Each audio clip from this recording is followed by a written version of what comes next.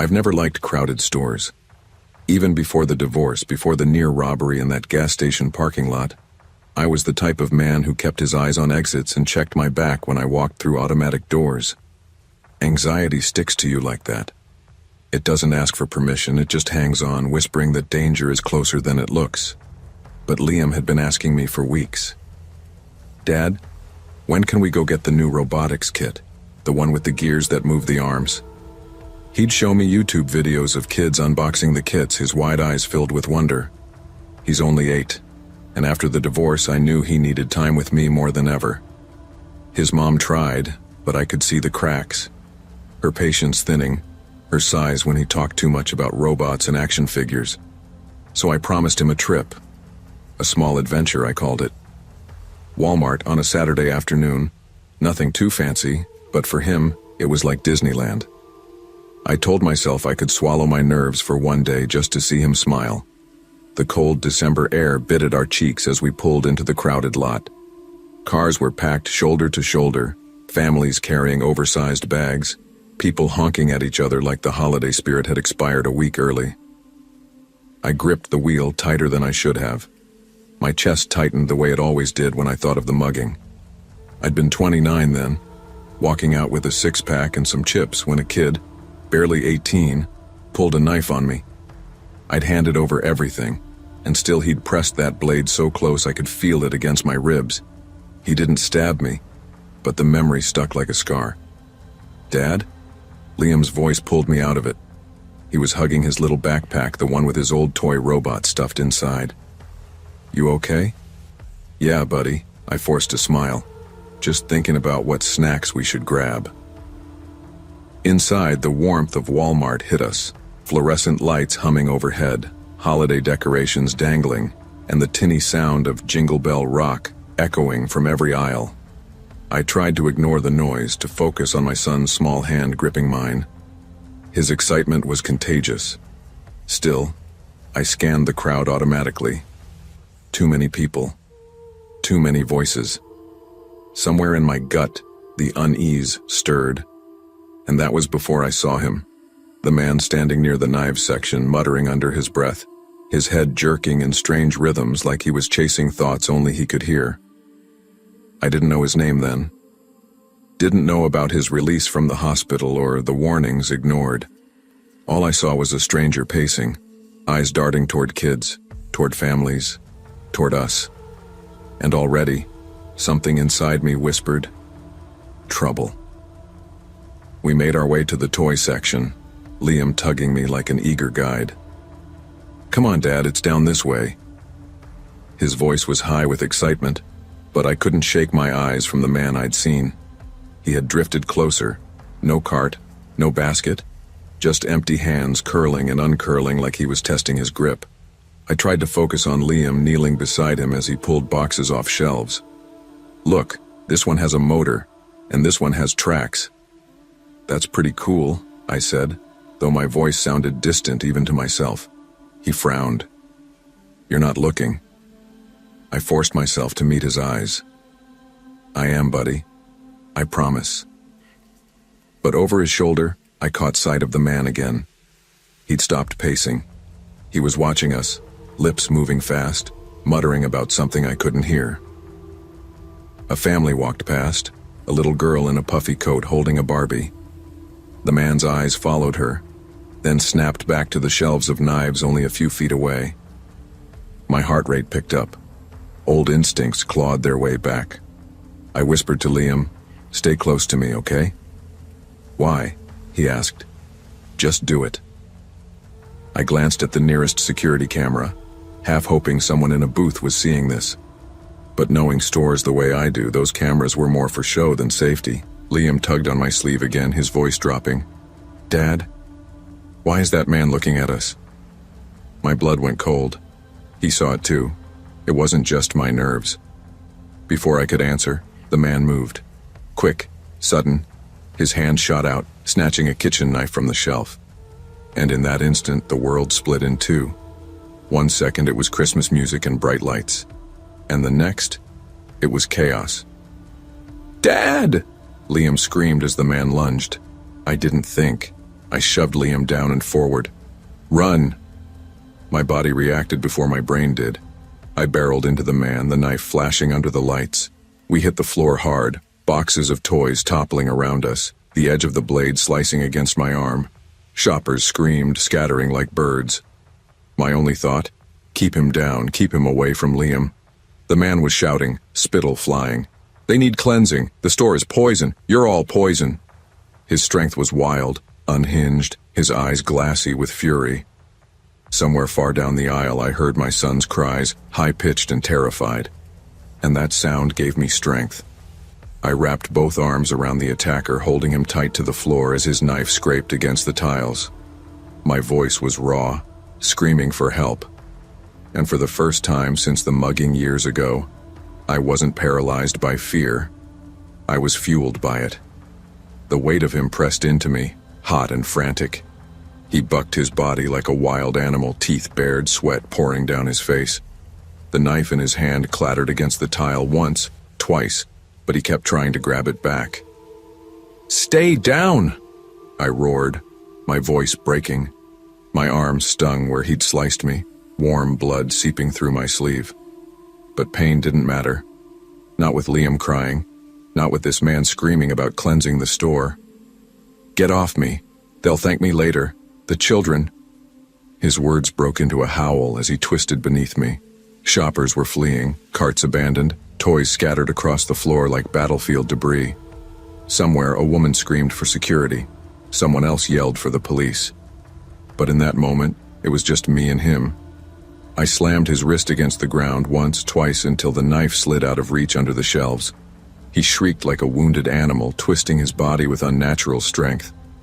A glimpse to my left. Liam was crouched at the end of the aisle, tears streaking down his face, frozen between running and coming back.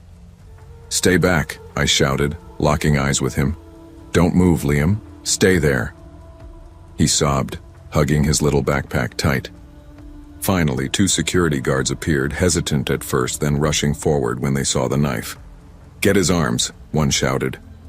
Together we wrestled him down, my body shaking with adrenaline. His breath came in hot bursts against my cheek as he cursed us, spat at us, promised more to come. And then, like a dam breaking, sirens wailed outside. Police stormed in, officers barking orders, people pointing toward our aisle. Within minutes they had him cuffed, dragged up off the floor, still screaming about cleansing. Blood stained his shirt, my arm, the tiles where we'd fought. I slumped against the shelf, trembling, vision blurring. Liam bolted to me, throwing his arms around my waist. His sobs broke something inside me. "It's okay, buddy. It's over," I whispered. Though even as I said it, I wasn't sure I believed it. Because the look in the attacker's eyes as they dragged him away wasn't defeated. It was certain, like this was only the beginning. The days after blurred together in a haze of questions, police reports, and hospital visits. My arm had needed stitches, though the doctor said I'd been lucky. Liam didn't feel lucky. He woke up 3 nights in a row screaming, "The monster in the toys." I'd rush into his room, heart pounding, hold him until his shaking stopped. His little robot toy sat abandoned on his desk, untouched. Every time we passed a store, he squeezed my hand tighter. Once he begged me not to go inside at all. The police called me in for follow-ups. Marcus Vale, they told me, 27, recently discharged from a psychiatric hospital, supposed to be under supervision but somehow slipped through the cracks. They explained his delusions about corporations poisoning kids, about stores being evil temples. It didn't make me feel better. If anything, it made the world seem thinner, more fragile. Reporters tried to reach me too. I shut them down. I wasn't interested in being the headline, "Local dad saves son in Walmart attack." Because at night, when the lights were out and the house was quiet, I replayed it all. The lunge, the knife, the wild eyes. And each time my stomach turned with the same question. What if I hadn't been fast enough? 3 months later, I sat alone at the kitchen table, paperwork spread out, when the call came. It was a detective I barely remembered. His voice was grave. "Mr. Cole, you should know. Vale had more planned. We found notes in his apartment, maps of local stores, especially ones with toy aisles. Walmart was just first on the list. The floor seemed to tilt beneath me. My hand gripped the phone until my knuckles turned white. He said he chose Walmart because of the children, the detective added quietly. I thanked him numbly, hung up and sat there in silence. The hum of the fridge, the tick of the clock, it all felt too loud. Liam shuffled in, sleepy-eyed, his toy robot clutched under one arm. "Dad?" I forced a smile, pulling him into my lap. "Hey, buddy." He yawned, laying his head against my chest. "I don't like stores anymore." "Me neither," I admitted. And in that moment, I realized he wasn't wrong to be afraid. The world had cracks big enough for evil to slip through, and all we could do was hold on tighter, watch closer, never assume safety where it didn't exist. Evil doesn't always hide in dark alleys or distant shadows. Sometimes it stands beside you in a brightly lit aisle dressed like any other shopper. Fear doesn't mean weakness, it means awareness. And while we can't protect our children from every danger, we can prepare them, stand with them, and remind them that vigilance, compassion, and courage matter more than blind trust. The world is fragile, but so are we. That's why we must hold each other close, especially in the places we think are safe. People like to think fires start with a spark, a lighter, a match, an accident in a kitchen. But I've come to believe fires begin long before the flames ever catch. Inside someone's chest, when bitterness smolders and resentment eats away at the air. That's how it started for me. Not in the stockroom, not with the chemicals, but with something much smaller. Being forgotten. For 5 years, I gave everything I had to Walmart. Nights spent stacking pallets, checking stock, cleaning up messes from customers who never looked at us twice. 5 years of loyalty. And what did I get? Nothing. No recognition, no appreciation. 4 times in a row, I was left off Employee of the Month. 4 times. I was told, "We value you, Oliver, but maybe next time." And next time never came. I told myself it didn't matter. But then the breakup came. My girlfriend of 2 years walked out, saying I was too distant, too tired, too hollow. I didn't fight her. Maybe because I didn't care, or maybe because I cared too much. Nights got longer, darker, and somewhere between sleepless shifts and empty weekends, I started to hear a voice in the back of my head. They've forgotten you. They think you're nothing. Make them see. I remember Karen Whitfield, the new manager. Strict, ambitious, always reminding us that corporate had expectations. She wasn't cruel, not exactly, but she had this way of looking past you like you were just another cog. She pulled me aside one night about a misplaced pallet. I tried to explain, but she cut me off. "Oliver, this store doesn't run on excuses." That's when the fire in my chest grew hotter. On September 12, 2024, I came to the store not as an employee, but as someone already halfway gone. I'd been fired a week earlier after an argument. Me shouting, her writing me up, the district manager nodding along. They told me I wasn't a fit for the environment. That evening I walked into Walmart like a shadow. Nobody noticed me at first. Shoppers moved around with carts full of groceries, kids tugging on their parents for toys, students grabbing snacks. Ordinary people, ordinary lives. But I wasn't ordinary anymore. I wandered the aisles with a box cutter in my pocket and a storm in my head. Every step, I told myself, they'll remember me. They'll all remember me. The store felt different that night. The hum of fluorescent lights buzzed louder than usual, flickering in the back aisles. The cafe up front had burned toast, the bitter smell drifting through the air, mixing with cleaning supplies and cheap plastic packaging. I paced near the fire exits in the stockroom. I'd been there so many nights before, breaking down boxes, sweating through long hours, invisible. Now I wasn't invisible. I was planning. My palms itched as I stacked pallets near the emergency doors. Nobody paid attention. They thought I was just another worker finishing up. A couple of employees nodded at me without question. It almost made me laugh. Karen walked by at one point, clipboard in hand. She frowned. "Oliver, I thought you weren't scheduled." I froze for a second, my throat tightening.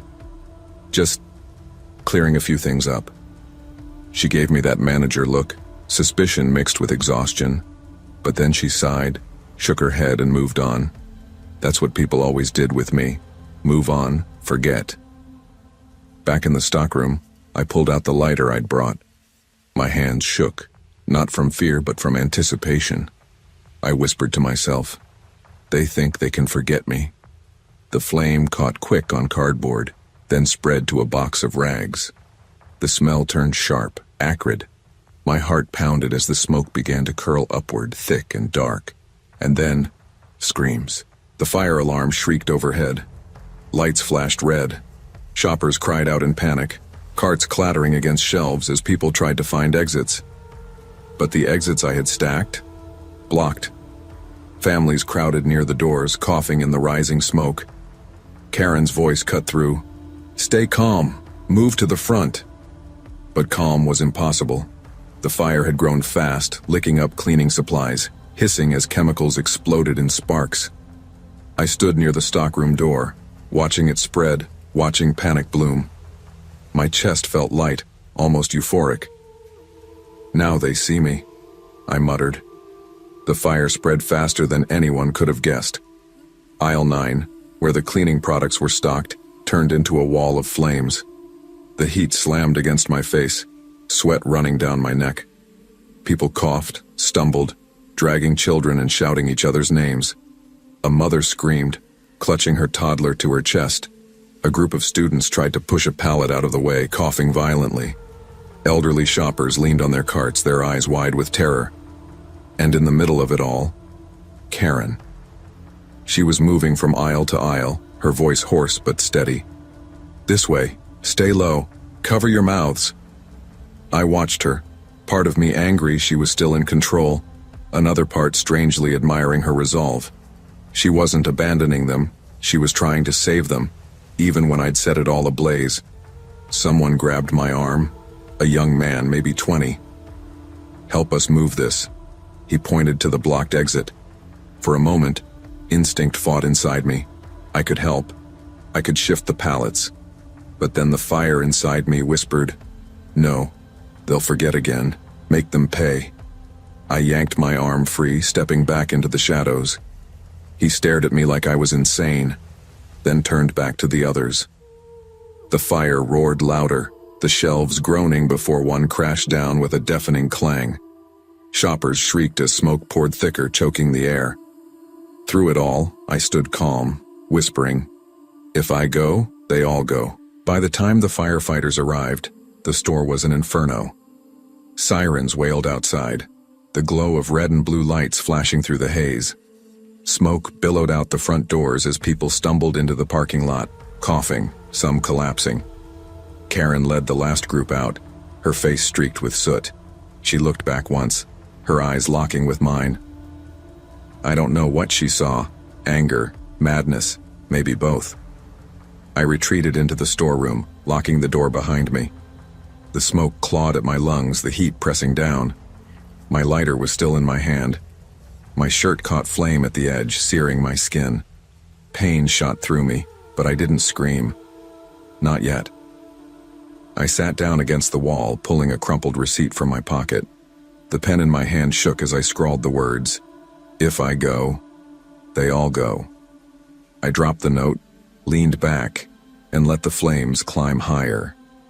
But fate, or maybe punishment, had other plans. Firefighters broke through, dragged me out. My skin blistered, the world spinning in flashes of light and heat. I didn't die. Not yet. They tell me I'll carry these burns forever. My arms, my chest, my face. They're maps of what I tried to do. Every day I wake up in a hospital bed, machines beeping, nurses avoiding my eyes. The police come often. They call me criminal, arsonist, monster. Maybe they're right. But in my mind, I wasn't trying to be a monster. I was trying to be remembered. Karen survived. So did most of the shoppers. A few were hospitalized, but they lived. That should give me relief. But it doesn't. The detectives showed me photos of the store afterward. Blackened aisles, melted shelves, toys turned to ash. A place I once worked for 5 years, reduced to ruins in one night. My legacy, if you could call it that. People whisper about me now. Families won't shop there anymore. Kids wake up from nightmares. Employees work under new security. They'll never forget Oliver Grant. I can't escape the truth. The only thing I gave them to remember me by was fear. Bitterness left to fester becomes fuel, and anger left unchecked becomes fire. Recognition, love, purpose. When those are lost, people can spiral into darkness. But destruction never earns respect. It only leaves scars, on others and on yourself. True worth doesn't come from forcing others to remember your pain. It comes from building something worth remembering in the first place. I've always been the type of mother people roll their eyes at. The one who double-checks the locks twice at night, who still insists her 9-year-old hold her hand in parking lots, who sits at playground benches with her heart in her throat every time a stranger comes near. I never apologized for it. I couldn't. Not after the playground incident. Sophie was 4 then, barely old enough to remember it. We had gone to the neighborhood park on a spring afternoon. I was answering a text from a client, just 10 seconds no more, when I looked up and she was gone. My world froze. I screamed her name, ran across the grass barefoot, panic pounding in my ears. I found her 2 minutes later, crouched behind the slide giggling at a stray cat. But those 2 minutes changed me. They planted a terror that never left. Now Sophie is 9, still playful, still curious, still with that same wild streak in her eyes that makes her wander toward whatever catches her attention. And me? I'm 34, divorced, working as a freelance graphic designer from home, and still carrying that ache of almost losing her once. I don't care how many people call me overprotective. I'd rather be that than careless. On July 16, 2024, it was just another shopping trip, or at least it should have been. Walmart on Ocean View Boulevard was bright that afternoon. Sunlight streaming through the automatic doors, shoppers filling carts with produce, snacks, and discounted summer goods. Sophie and I had finished with the fruits and vegetables and were heading toward the candy aisle, which of course was her favorite. "Can I get the sour worms this time?" she asked, tugging on my arm with that pleading smile.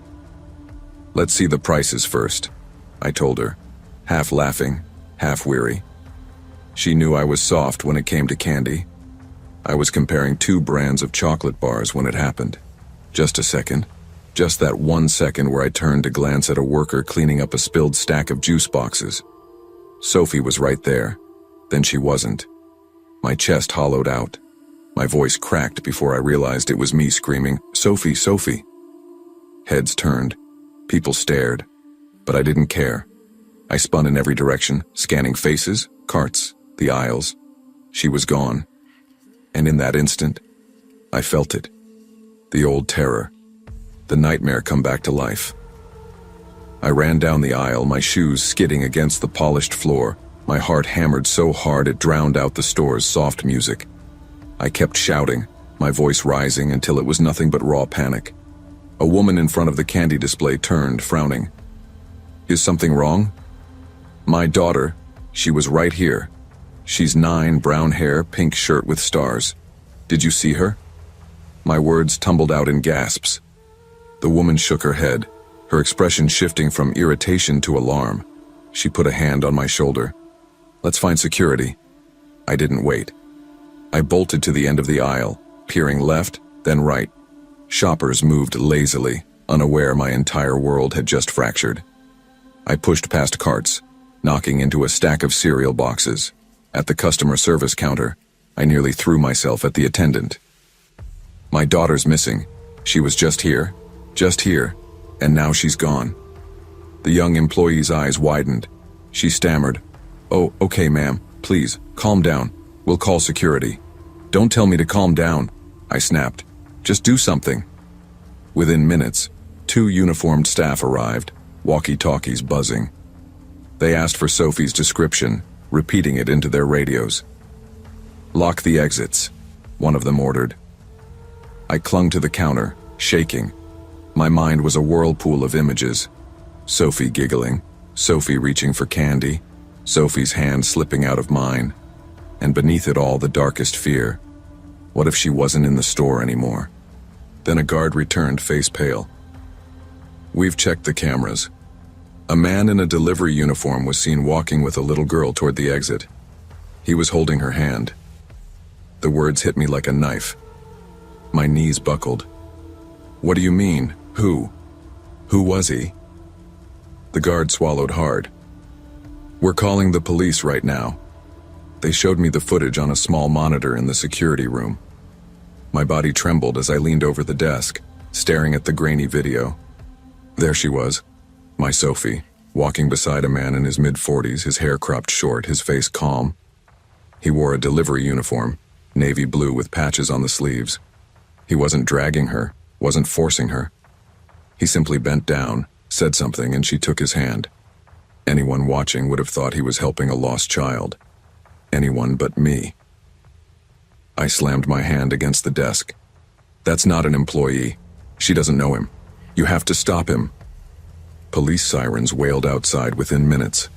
Officers rushed in, barking orders, splitting teams between the exits and the parking lot. My breath came in gasps as one of them asked me, "Does your daughter know this man?" "No," I nearly screamed. "She doesn't know him. She wouldn't go willingly unless she thought, unless..." My voice cracked. "Unless he tricked her." The officers poured into the lot. One stayed with me, trying to keep me calm, but all I could picture was Sophie's small hand in that man's grip, walking closer to the sunlit doors. My body shook uncontrollably. "Please find her. Please." Then the radio crackled. "We've got him, North Lot. Attempting to get her in a van. Child is safe." My knees buckled with relief and terror all at once. Safe. They said safe. But I wouldn't believe it until I saw her with my own eyes. I ran outside, barely able to breathe. The parking lot was a sea of flashing lights, police cars, and stunned shoppers frozen in place. My eyes darted wildly until I saw her. Sophie. An officer was kneeling beside her, holding her gently as she clung to his sleeve, sobbing. Her cheeks were streaked with tears, but she was alive, unharmed. I screamed her name and sprinted, scooping her into my arms. "Mom!" she cried, her small body shaking. "He said you sent him. He said you told him to take me to the car." My chest caved in. The man had lied, tricked her, used the trust children instinctively gave to adults. I looked past her and saw him. Henry Collins.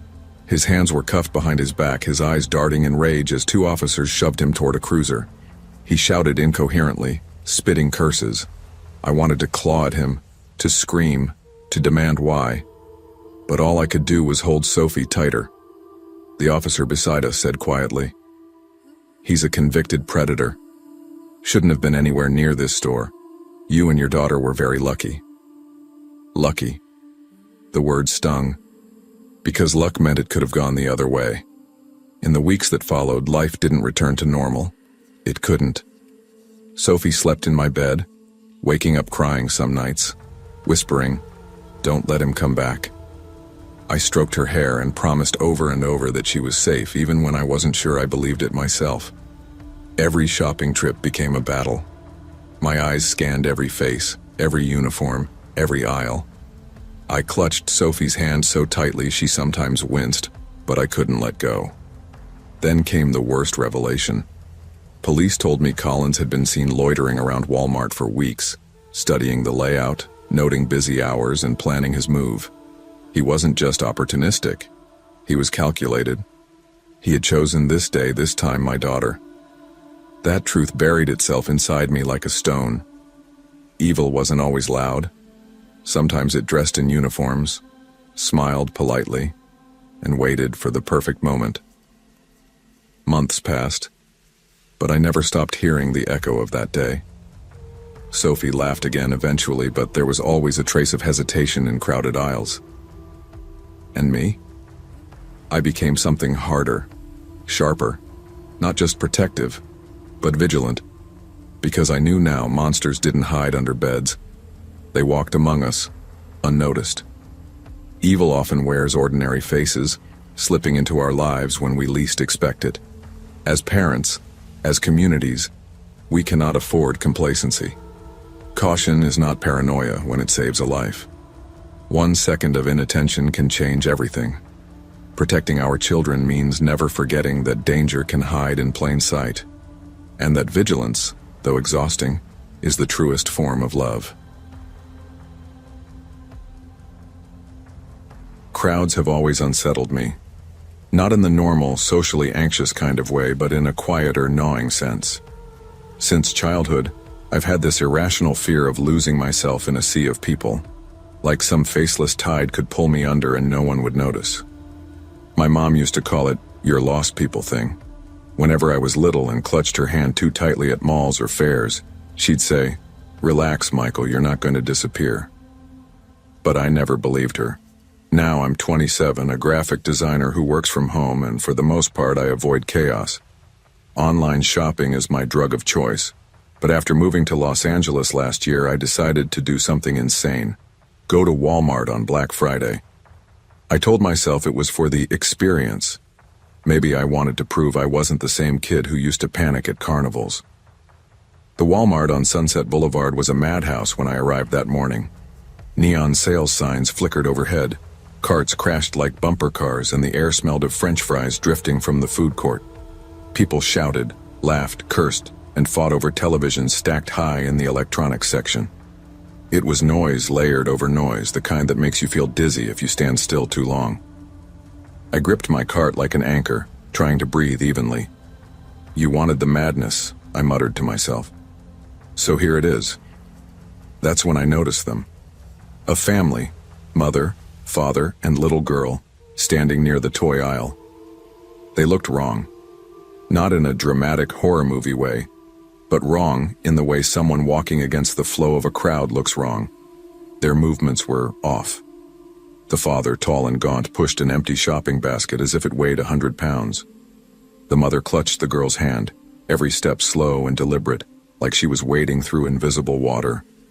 The girl, maybe 6 years old, didn't even glance at the flashing sales signs or shelves stacked with dolls and Legos. She just stared straight ahead, pale and hollow-eyed. And then the mother looked at me. Her lips parted slightly, mouthing 2 words without a sound. "Help us." I blinked. For a second I thought I'd imagined it. But when I focused again, the family was gone. The aisle stood empty except for a cart filled with toys, some of them stained with something dark, something that looked disturbingly like blood. The hairs on my arms stood up. My old fear surged back, that feeling of people vanishing in crowds. But this time it wasn't me. It was them. I didn't move right away. My hands locked around the handle of my own cart, palms sweaty. I kept staring at that abandoned cart like it might explain itself. The toys inside looked ordinary enough. Boxed board games, a Barbie set, action figures. But a few packages had smears of red. Blood. Or something pretending to be blood. The crowd pressed around me, oblivious. A man shoved past with a TV balanced in his cart. A woman cursed under her breath, her child whining for candy. The chaos churned on, swallowing everything while this silent, wrong thing sat in the middle of it. I forced myself to walk closer. My heart thumped in my ears. I touched one of the toy boxes lightly with my finger. It was sticky, red, real. "Hey, excuse me?" I grabbed the sleeve of a Walmart employee rushing by. She was maybe 19, red vest half-zipped, hair frizzed from stress. "Someone left this cart here. It's got blood on it. You should probably—" She yanked her sleeve free, barely glancing. "Sir, if it's a spill or something, just leave it. We've got a cleanup crew." "No," I insisted. "It's not a spill. There was a family here just a second ago. They looked off. The mom said help us, and now they're gone. Don't you—" She rolled her eyes. It's Black Friday, dude. People leave carts everywhere. If you're stressed, maybe take a break at the cafe. Then she darted away before I could stop her. I stood there, heat creeping up my neck. Maybe she was right. Maybe I was imagining things. Crowds can do that, make you see patterns, ghosts in the noise. But when I looked down again at the blood, the logic crumbled. Not possible, I whispered. Still, the longer I stared, the less real it seemed. People streamed around me, laughing, shouting, arms full of merchandise. No one else saw what I saw. No one cared about the silent cart in the middle of the madness. I backed away, shaken. But something inside me already knew. I hadn't imagined it. The rest of the store blurred after that. I tried to keep shopping, grabbed a discounted hard drive, some wireless earbuds, even a set of pans I didn't need. But I couldn't shake the image of that pale family. Every aisle I turned down, I expected to see them again. And in a way, I did. At the end of the clothing section, I caught a glimpse of the little girl's hair, light brown, braided neatly. She turned the corner before I reached her. My pulse jumped. I hurried after her, but the aisle was empty. Near electronics, I thought I heard the mother's voice, faint under the roar of the crowd. "Help us." I froze. Shoppers jostled past me, annoyed. I scanned faces. Nothing. Then I saw the father. Tall, gaunt, basket still empty. He stood near a shelf of discounted laptops, staring blankly at the floor. I blinked, and he was gone. I pressed my palms into my eyes, whispering, "You're losing it. You're just tired." But when I lowered them, the world looked sharper, colder. Every toy out of place, every tipped shelf, every subtle disturbance screamed that they'd been there, that I hadn't imagined them. And yet no one else noticed. The realization crawled through me like ice. If no one else could see them, then I wasn't watching living people. I was watching echoes, ghosts. But why me? I left the store shaken but clinging to reason. Maybe I'd hallucinated. Maybe someone had cut their hand and left blood on the toys. Maybe exhaustion was messing with me. But the thought festered. Days passed, then weeks. Every time I closed my eyes, I saw Clara's lips forming those words. "Help us." Finally, I searched online. Walmart Sunset Boulevard disappearance. The first hit was a news article dated November 30th, 2022. My blood ran cold. It detailed the disappearance of the Whitman family, Evan, Clara, and 6-year-old Lila, vanished during a Black Friday sale at that exact store. Security footage showed them entering, but never leaving. No trace was ever found. The case went cold within months. I read the article 3 times. Heart-pounding. The description matched perfectly. The gaunt father. The pale child. Clara's age. All of it. I hadn't seen hallucinations. I'd seen them. I never went back to that Walmart. In fact, I avoided crowds altogether. Supermarkets, concerts, festivals, each felt like a trap. Every time I caught a glimpse of a child in a pink coat or a mother's weary eyes, I thought of Clara. They weren't alive. That much I understood. But they weren't gone either. They were stuck, trapped in a loop of fear and desperation, invisible to the living except in rare moments. Why me? Maybe because I'd always feared vanishing in crowds. Maybe my childhood paranoia tuned me to their frequency. Or maybe the store itself wanted me to see, to remember. Months later, when I finally left Los Angeles, I drove past that Walmart one last time. It looked ordinary. Neon signs, shopping carts, families laughing as they carried bags to their cars. But I knew what lingered inside. Some evils don't scream. They whisper, hidden beneath the noise of daily life, waiting for the next crowded day to resurface. And sometimes the lost don't disappear. They stay. The frenzy of life often blinds us to the quiet tragedies around us. In the rush for bargains, attention, or survival, people can vanish. Sometimes literally, sometimes in the unnoticed ways of neglect and indifference. What haunted me most wasn't just the Whitman's fate. but how easily a family could disappear in plain sight. Never let the noise of the world drown out the silent cries for help. To truly see others is to keep them from vanishing. They say a man's life is made up of little routines. Wake up, drink coffee, go to work, come home, go to bed. Do that long enough and people start to think they know you. My co-workers at Walmart would have sworn I was steady as they come.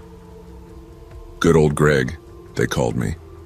I showed up early, stayed late if asked, never complained about stocking shelves or cleaning up after customers who left soda spills in aisle 12. I wasn't the kind of guy to raise his voice, much less his hand. But a man can only carry silence for so long before it breaks him. I'd been married almost 10 years when I started noticing things that didn't add up. My wife came home late more often, said she was stuck at the office or out with friends. She smiled less at me, more at her phone. There were nights she slipped into the shower right when she got home, like she wanted to wash the day off before I could even hug her. At first I brushed it off. Maybe she was stressed, maybe I was being paranoid. But then came the nights she didn't come home at all. I tried to confront her once. I asked if there was someone else, and she laughed. Not a warm laugh, the kind that cuts you down, makes you feel small for even asking. That laugh stayed in my head. I'd be stacking detergent bottles at work, and I'd hear it echoing in the buzzing lights above me. That's when I started watching. Not her, him. Simon Carter, my manager, 45, sharp dresser, always had an answer ready. Married too, though you wouldn't know it from the way he talked about long nights at the store. I saw him glance at his phone and smirk. I saw him leave early once, same time she said she was working late. Those little coincidences stacked up in my mind until they weren't coincidences anymore. Every shift I worked, I'd catch him at the end of the aisle, clipboard in hand like he was pretending to be busy. I'd picture his hands on her, picture them laughing about me when my back was turned. Each time the knot in my chest pulled tighter. I stopped being Greg the good employee. I started being Greg the watcher. I watched every move Simon made, every call he took, every break he snuck out for. My coworkers didn't notice the change. They were too busy gossiping, joking, living their lives. But I noticed. I noticed everything. I told myself I wasn't the kind of man who made scenes, but there are limits. Everybody's got one. Mine came on Tuesday, March 5th, 2025. It was almost 11 at night, the store mostly empty. A few of the night crew were restocking chips and soda in grocery. The hum of the refrigerators was the loudest sound in the place. I was in aisle 7 stacking soup cans when I saw him, Simon, headed for the break room. Just him and that damn clipboard. I gripped the handle of the bat I'd hidden in the stockroom weeks earlier. Told myself it was for protection in case some drunk wandered in. But deep down, I knew. I'd been waiting for this night. I muttered under my breath as I followed him. Payback. Justice. He won't laugh anymore. He didn't even notice me slip through the break room door behind him. That was his mistake. The break room smelled like burnt coffee and greasy burritos. The vending machines hummed, candy bars lined up behind the glass like little witnesses. Simon was bent over the counter, scribbling on his clipboard. "Simon," I said. He turned, surprised. "Greg, you need something?" I closed the door behind me. The bat hung loose at my side, hidden for now. "You think I don't notice?" I asked. My voice sounded strange, steady, but hollow, like it belonged to someone else. "Notice what?" His brow furrowed. "My wife," I snapped. "The late nights, the looks, the laughs, you think I don't see it? You've been screwing her behind my back." He blinked, stunned. Then he laughed. Not cruel, just shocked. But that sound, God, that sound. It was the same laugh my wife gave me when I asked her the truth. "Greg," he said, holding his hands up, "you've got this wrong. I swear, man, it's not me. I've never even talked to her outside of work." "Don't lie to me," I shouted. My chest burned hot, my head buzzing like the lights overhead. I swung. The first hit caught his shoulder. The clipboard clattered to the floor, papers scattering. He stumbled back, eyes wide. "Jesus, Greg, stop!" But I couldn't. The second swing cracked against his head. He dropped, blood smearing down the vending machine glass. Gasps echoed outside the door. Someone had heard. Feet scrambled down the aisles, shouts of, "Call the cops!" bouncing off the walls. I stood over him, chest heaving. My hands trembled, but not from fear, from release. It was like the storm inside me had finally broken. I pulled out a cigarette, lit it with steady hands, and took a drag. The smoke curled lazy in the humming light. When I exhaled, the store wasn't the same anymore. The door burst open and two of the night crew froze in the doorway. One gasped, hand over her mouth. The other backed away, shouting, "Call an ambulance!" Simon groaned, tried to move but collapsed again. His blood pooled across the floor, creeping toward the vending machines. I leaned against the counter, smoking. Their wide eyes made me chuckle. "He had it coming," I said. They scattered. Within minutes, the store was chaos. Employees fleeing, lights flickering as alarms blared. Somewhere in the distance, sirens wailed. I didn't run. I didn't hide. I just sat in the break room, bat across my lap, staring at the mess I'd made. My co-workers' voices rang in my ears, shrill with panic. Greg lost it. Greg's gone crazy. But in my mind, I was calm. Calm like I hadn't been in months. When the cops stormed in, guns drawn, I didn't resist. They shouted commands, shoved me to the floor, cuffed my hands. My cigarette rolled across the linoleum, burning out beside Simon's blood. "Why'd you do it?" one officer demanded. I looked him dead in the eye. "Ask my wife." At the station, they grilled me for hours. What happened? Why'd you do it? Was it planned? I told them the truth, or what I thought was the truth. That Simon had been sleeping with my wife, that I couldn't take it anymore. But the detective shook his head. "Greg, Simon Carter's got nothing to do with this. He's been under our eye for months. Gambling debts, sure, but no affair. You've been looking in the wrong direction." I frowned. "What the hell are you talking about?" He slid a folder across the table. Inside were photos, grainy surveillance shots, text message records. My wife. My brother. I stared at the pictures until the room tilted. My own brother. Not Simon. All this time I'd been chasing the wrong man, feeding my anger with the wrong face. The detective's voice was distant. "You let your suspicion blind you, Greg. And now a man's fighting for his life because of it." My stomach dropped. I wanted to scream, to tear the walls down. But all I could do was laugh, broken and hollow. I'd destroyed everything for nothing. They put me in a cell. Cold concrete, steel bars. Silence. But the silence wasn't the kind that heals. It was the kind that eats you alive. I thought about Simon, about the blood on the floor. I thought about my co-workers, their terrified faces. I thought about my wife and my brother, tangled together in betrayal I hadn't seen until it was too late. The news spread fast. Quiet Walmart worker snaps. That's what they called me. The good employee who never complained, who suddenly turned into a monster with a bat. I could almost hear my co-workers whispering about it in the break room, long after I was gone. I imagined the nightmares they'd have, seeing me standing there, cigarette in hand, while Simon bled at my feet. The store itself would never be the same. People would stock shelves with one eye on the door, afraid of what might be waiting behind it. Fear lingers in walls, in light, in silence. I'd carved my rage into that place forever. As for me, I sit here in this cell replaying it all over and over. Not the swing, not the blood, but the moment before, when I could have chosen different, when I could have walked away. But I didn't. And that choice is mine to carry until the end. Suspicion is a poison that blinds the heart and warps the mind. When we let jealousy and anger control us, we don't see the truth. We see only the reflection of our own fears. In my rage, I destroyed an innocent man and scarred everyone around me. The real betrayal was there all along, but I was too consumed to see it.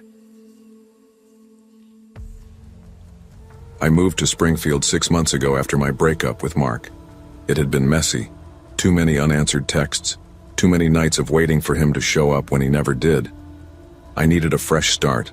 A place where no one knew my name or my past. A place where I could simply be Samantha Hargrove. Working at Walmart's night shift gave me that. The aisles were dimly lit. The hum of refrigeration units constant and oddly comforting, and the occasional soft click of my shoes against the linoleum gave the night rhythm. I was alone most nights, and I liked it that way. It gave me space to think, or not think at all, and the quiet, strangely, became a companion. I had a habit of staying behind to organize things properly. Other night shift employees, if they were working at all, would just shove boxes onto shelves and call it a day. But I believed in order. Headphones lined up just so, smart speakers arranged by model, chargers tucked neatly into bins. It gave me a sense of control I didn't always feel outside these fluorescent halls. Tonight, the electronics aisle was a mess. Boxes were stacked haphazardly from my previous shift, and I was in the middle of straightening them when I first heard it. A soft, deliberate step behind me. I froze, holding a box of Bluetooth earbuds like a shield. "Hello? Anyone there?" My voice sounded louder than I expected in the empty aisle, echoing off the metal shelving. Silence answered me. I told myself it had to be another overnight employee, maybe one who had stayed back to do stock. But no one should have been here. I checked my watch. 3 a.m. The store was supposed to be empty. The footsteps grew louder, faster, somehow keeping pace with my own heartbeat. Goosebumps pricked along my arms, and I felt that cold, creeping sensation of fear curling down my spine. I spun around, expecting someone, anyone, but the aisle was empty. A faint whisper of cold air brushed my neck. I shivered, gripping the box tighter. The fluorescent lights flickered overhead, making the shadows shift in ways that weren't natural. My chest tightened. I couldn't explain it logically, but I knew that fear wasn't imaginary. It was real, pressing down on me, making the walls feel closer, the shelves taller. And then I remembered something. Months ago, I'd read a news article about a man, an overnight Walmart employee, stabbed during a robbery right here, in this very aisle. His body had been found behind the shelves, tucked away like part of the display. Employees whispered about him in hushed tones, saying he never clocked out. I'd laughed it off at the time. Ghost stories were for bored coworkers and lazy internet posts. But right now, in the cold hum of the electronics aisle, it felt like he was standing behind me. I swallowed hard, setting the box down, trying to convince myself it was just my imagination. But the footsteps didn't stop. They moved closer, circling, deliberate, almost playful. My breath quickened. I glanced down at the floor and froze. Dark footprints, smeared and glistening, led from the stockroom toward the back exit. They were fresh. Blood? I couldn't be sure. My phone had no signal. The store PA system was dead. And I realized with growing horror that the lights were flickering more violently now, casting long, unnerving shadows. I called out again. "Is someone there?" No answer. Only the dragging of feet that seemed to come from all directions at once. I grabbed a box, holding it in front of me and backed toward the main aisle. The temperature dropped suddenly, my breath misting in front of me. I had never felt cold like this indoors. "Who's there?" I demanded, voice shaking, but the only reply was the rhythmic, ghostly sound of dragging footsteps. I tried to rationalize it. Maybe a homeless person had found a way in. Maybe some prank from coworkers. But the store's doors were locked, the alarms armed. There was no one supposed to be here. And yet the footprints gleamed in the fluorescent light, leading directly toward the stockroom. I moved slowly, trying not to step on them, though each step felt heavy, deliberate. My heart pounded so loud I was sure it would give me away. My hands shook as I reached the end of the aisle. The dragging had stopped. Silence pressed down. I peeked around the corner of the shelving unit. Empty. Nothing but rows of headphones and tangled cords. My chest heaved, sweat prickling at my neck despite the cold. I leaned back against the shelf and tried to collect myself. It's fine. It's just nerves. You're overreacting. But the cold wasn't over. It lingered, brushing against my arms, against my neck, and I felt a presence behind me even though no one was there. I remembered the news article again, the poor man who never clocked out. Something about it nagged at the back of my mind. Maybe it wasn't just a story. Maybe it was a warning I hadn't listened to. I backed away, moving toward the main aisle, trying to find the emergency phone. My thumb brushed the wall-mounted phone, but no dial tone. Dead. The store PA was also dead. No alarms, no lights, but the flickering fluorescence above. I was completely cut off.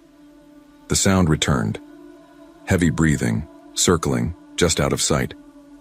I gripped the box like a shield, whispering to myself to stay calm.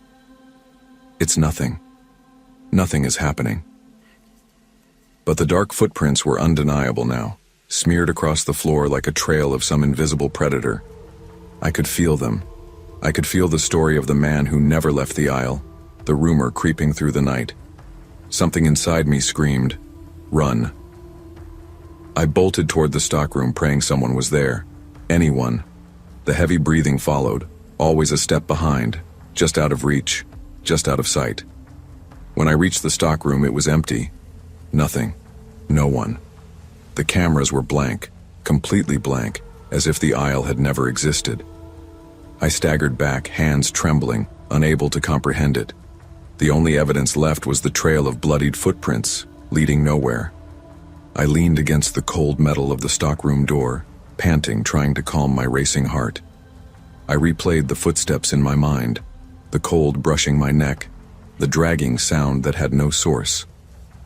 I remembered the rumors from veteran employees, the man who never clocked out, the shift that ended too soon, the aisle that trapped him in a loop. At the time, I'd thought it was just storytelling, but standing here, surrounded by faintly glistening footprints and blank security footage, it felt real, terrifyingly real. I tried to rationalize it. Hypothermia? My mind playing tricks? But no explanation fit. No rational answer could explain the cold, the movement I felt, the intangible presence that seemed to stalk me. My phone still had no signal. I shouted for help, my voice bouncing off the empty aisles, but no one answered. Only the hum of refrigerators and the flicker of fluorescent lights responded. I walked slowly down the aisle again, tracing the footprints with my eyes. They stopped abruptly right where the aisle should have ended but didn't. The shelves extended as if the floor beneath them had shifted in reality. I could almost see him, a figure frozen in a moment of time, trapped forever in his final shift. I called out again, louder, my voice shaking. "I know you're here. Show yourself." Nothing. Only the cold, the dragging, the ever-watchful emptiness of the electronics aisle. My mind raced with the what-ifs. What if he was still here? What if he was waiting? Lurking? The footsteps began again, circling. I turned, box clutched to my chest, and stumbled backward. The air grew thicker, the cold, sharper. My breath fogged, forming a ghostly veil in front of me. I felt a brush on my shoulder, just a fleeting, almost gentle touch, but it sent me over the edge. I ran. I ran through the store, past frozen soda aisles, past flickering displays. The stockroom was my goal. Maybe security cameras, maybe an exit, anything. When I reached it, the area was empty. Cameras showed nothing. No figure, no movement, nothing. The aisle existed and didn't exist at the same time. Only the footprints remained, a vivid, haunting reminder of the worker who never left. I quit that night. I left my jacket, my personal items, everything behind. I refused the promotion they offered later. I couldn't go back to a place that held a presence I could not explain, a cold that touched me even in the warmth of daylight. Friends teased me for overreacting, for letting fear control me. But they weren't there in the aisle. They didn't feel the cold brush along their neck, the whispers that didn't exist, the footsteps that had no owner. Sometimes I dream of it. The dark footprints, the dragging sound, the aisle that never ended. I tell myself it was imagination, that it was just the stress, the isolation, the long hours. But deep down, I know some things are real, even if you can't see them. Some things are trapped in the loops of their own tragedy. And we are lucky, sometimes, to witness them at all. I will never return. And I will never forget. Some things can't be explained or controlled.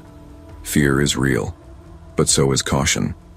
We may laugh at ghost stories or dismiss warnings as superstition, but sometimes respecting the unknown and the limits of our own understanding can save us from harm. Curiosity without caution can lead us into spaces where time, reality, and safety no longer operate as expected. I guess I should start with the part where we decided to do something stupid. My name's Ryan, I'm 17, and I've always been the one pushing the limits. Being suspended from school for that reckless prank last month didn't slow me down. It just made me hungrier for attention. My friends Taylor, Marcus, and Zoe were always tagging along, and I knew Zoe would be filming anything for likes. It was Friday night, 11:30 p.m., and the Walmart on West 7th Street was practically empty. A light rain slicked the parking lot, making it glisten under the flickering streetlights.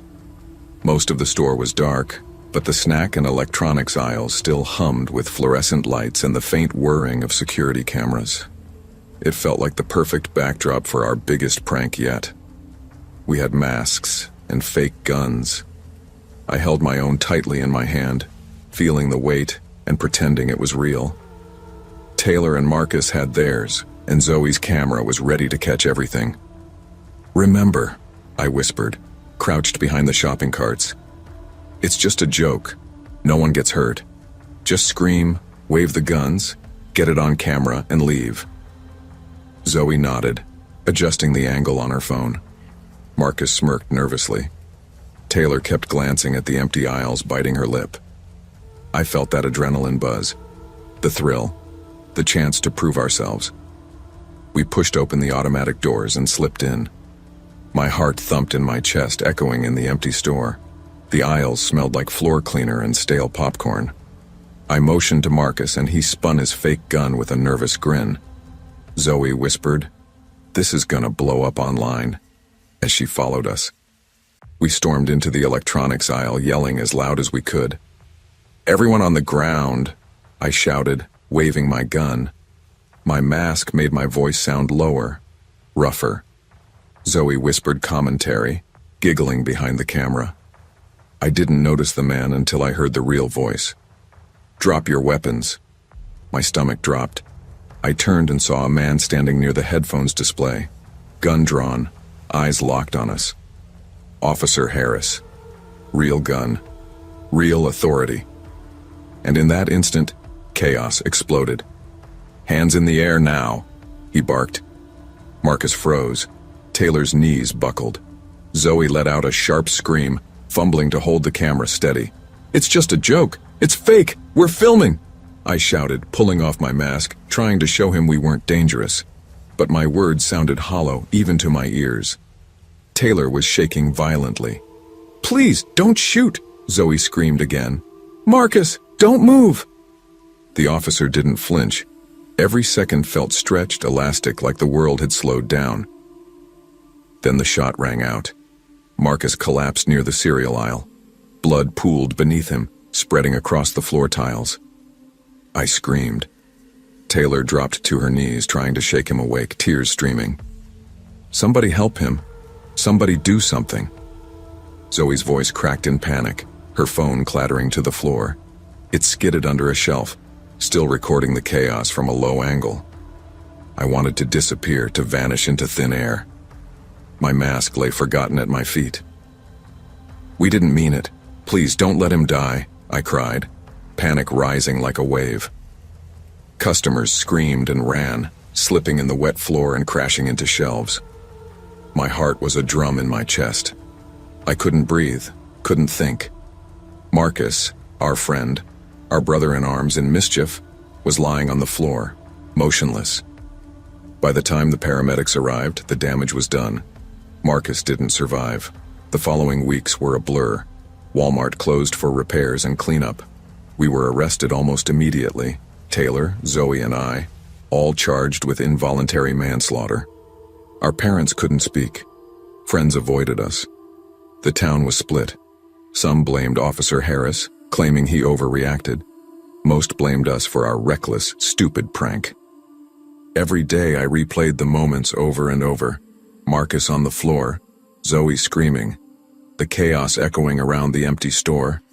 Even watching the footage Zoe's phone captured from under the shelf made my stomach churn. I could hear the panicked breathing, the shrieks, our frantic voices. School was impossible after that. Rumors followed me through hallways. I couldn't look anyone in the eye without seeing Marcus's blood in my mind's eye. Taylor was trying to hold herself together, but I could see the cracks. Zoe blamed herself too, though she had been filming. I couldn't sleep. Every time I closed my eyes, I was back in that aisle. The lights flickering overhead, the sound of a gunshot, the body of my friend crumpled on the floor. Every mundane sound now sent me jumping. A door creak, a car backfiring, a shadow moving too fast. The store employees whispered about the electronics aisle being cursed. Phones ringing with static, carts moving slightly on their own, fleeting shadows of screaming teens. I didn't believe in curses, but the memory of that night felt like a lingering presence, a warning. I wanted to turn back time, to rewind, to stop myself from thinking it was a good idea. But that wasn't possible. The only thing left was to live with the guilt.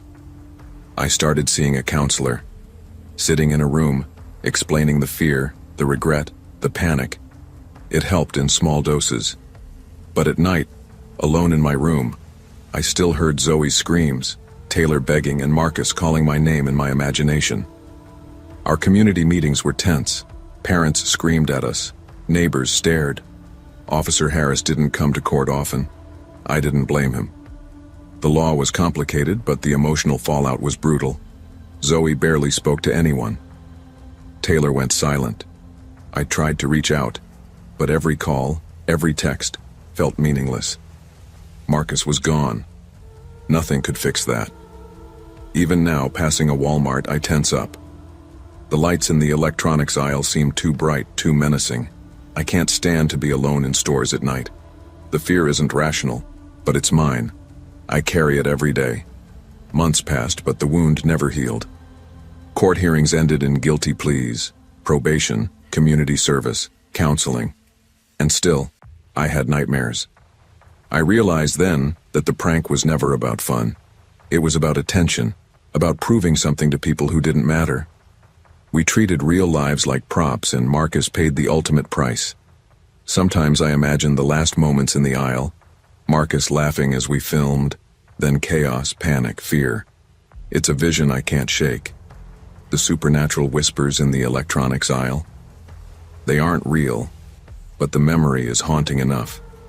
Every time I think of that night, I hear phantom echoes of Marcus's voice, Zoe's scream, my own panic. I'm older now, or at least I try to be. I don't seek attention anymore. I don't chase thrills for likes. The memory of Marcus, of that night in Walmart, has changed me. It taught me that actions have consequences far beyond what you can imagine. I still drive past that store sometimes. The lights in the electronics aisle flicker, and I shiver. Not because I believe in ghosts, but because I remember the real horror, fear, chaos, and the irreversibility of our choices. I've learned to respect limits, to value people over thrills, to think before acting. Nothing online, nothing social, is worth a life. Recklessness, even when disguised as humor or adventure, can have permanent, devastating consequences. Actions taken without thinking, without empathy, can change lives forever. The pursuit of attention or thrills is never worth the cost of human life, and ordinary places can become stages for tragedy when carelessness collides with reality. When my parents told me we were leaving the city for Willow Creek, I thought they were joking.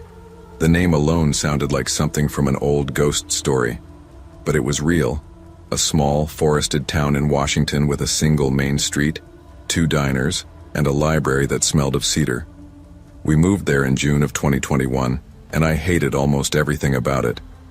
The air felt too still, the nights too dark, the woods too close. At 17, I wasn't great at starting over. Friends came slowly to me, and after years in crowded classrooms and buzzing neighborhoods, Willow Creek felt like stepping into silence. The one exception was Elise Carver. She lived at the edge of town, in a sprawling, century-old house that seemed to breathe with its own life. Creaking floors, a stone fireplace that swallowed whole logs, and a backyard that sloped into a wall of pines. Elise was everything I wasn't: bold, funny, unafraid of being herself. She became my anchor in a place where I otherwise drifted. That summer, our friendship became a constant rhythm. She teased me for being cautious, and I grounded her when she pushed limits. She was the kind of girl who suggested jumping into lakes at midnight or hiking trails with only a phone flashlight. I was the one who asked if we should maybe bring bug spray or at least tell someone where we were going. We worked because we were different. When she invited me for a weekend sleepover, I didn't hesitate. My parents, buried in their work schedules, were just relieved I had a friend. We had plans for the weekend: movies, games, and documenting nature around her property for a small photography project. Elise was convinced we could capture the kind of shots her art teacher would rave about. I was more skeptical, but I didn't say no. The first night started the way most of our nights did, with snacks, jokes, and games. We settled in the attic, surrounded by boxes of old board games, forgotten photo albums, and trunks that smelled faintly of mothballs. The windows overlooked the forest, black silhouettes of trees pressing against the horizon. Elise made it feel like an adventure rather than something ominous. Around 10:30 p.m., she suggested we go for a short walk along a narrow trail at the edge of her yard. My stomach sank, but her enthusiasm was contagious. She pulled me out the door with 2 flashlights and a grin. The air was heavy with the scent of pine and damp earth. Fireflies blinked lazily among the ferns, and the crunch of our shoes against the trail felt too loud. My instincts told me it was too dark, too late, but Elise was glowing with excitement. She pointed out trees like landmarks, describing where the trail eventually opened into a meadow. That was when I heard it, the rustling in the underbrush. At first I thought it was a deer, but the low growl that followed wasn't like any animal I recognized. I froze, clutching my flashlight tighter. "Relax," Elise whispered, grinning. "It's probably a raccoon." I tried to laugh, but the sound stuck in my throat. My flashlight beam jittered over the trees, catching only shadows. Then came the snapping of a branch, loud, deliberate. Elise flinched this time. We both swung our beams toward the sound, but the woods stared back in silence. Just as I exhaled, I saw it, a faint glint in the distance, like light bouncing off glass or metal. It moved slowly, too high for an animal's eyes, too steady to be chance. My pulse hammered in my ears. "Did you see that?" I whispered. Elise shook her head quickly, though I could tell she had. We turned back, quickening our pace, but the sound behind us, footsteps, subtle but distinct, mirrored every move. We reached Elise's house in record time, slamming the back door shut and locking it. My hands were shaking so badly I nearly dropped the flashlight. Elise, trying to brush it off, laughed nervously and said, "Okay, that was creepy, but it's fine, it's nothing." But I knew from the look in her eyes that she didn't believe her own words. We retreated to the attic, throwing ourselves into movies to drown the unease. The glow of the screen, the hum of the old DVD player, the crackle of popcorn, it should have been comforting. But I couldn't shake the feeling of being watched. Every creak of the house made me flinch. Around 1:30 a.m., I heard it, a soft tapping at the window. At first I thought it was branches shifting in the wind, but the rhythm was too precise, too intentional. Tap. Pause. Tap, tap. "Elise," I whispered, nudging her. She frowned, hitting pause on the movie. The room fell into silence, and the tapping came again. We both turned toward the window. Nothing but blackness pressed against the glass. Then, without warning, my camera, left on the floor, flashed. The burst of light startled us both, freezing the room in stark white for a second. The camera had been off, its battery nearly dead. Yet the flash repeated, again and again, as if triggered from outside. My skin prickled. "I think someone's out there," I whispered. Elise's bravado faltered. She chewed her lip, her gaze flicking to the attic door. "It's probably, I don't know, a reflection?" But neither of us believed that. The tapping grew louder, more deliberate. And with each burst of the camera, shadows seemed to stretch unnaturally across the attic walls. My chest tightened as though the air itself had grown heavy. We huddled together on the floor, listening to the sounds of the house, the ticking of pipes, the groan of wood, and beneath it all, the faint impression of movement outside. I wanted to call my parents, the police, anyone, but the thought of explaining what was happening froze me. We had no proof, just shadows and sounds, and a fear I couldn't name. "Maybe it's a prank," Elise whispered, though her voice wavered. But deep down I knew this wasn't a prank. Someone, or something, was playing a game with us. By 3 a.m, we were no longer pretending to be calm. The tapping had spread, echoing along different windows of the house, moving like footsteps circling the property. Then came the sound I'll never forget.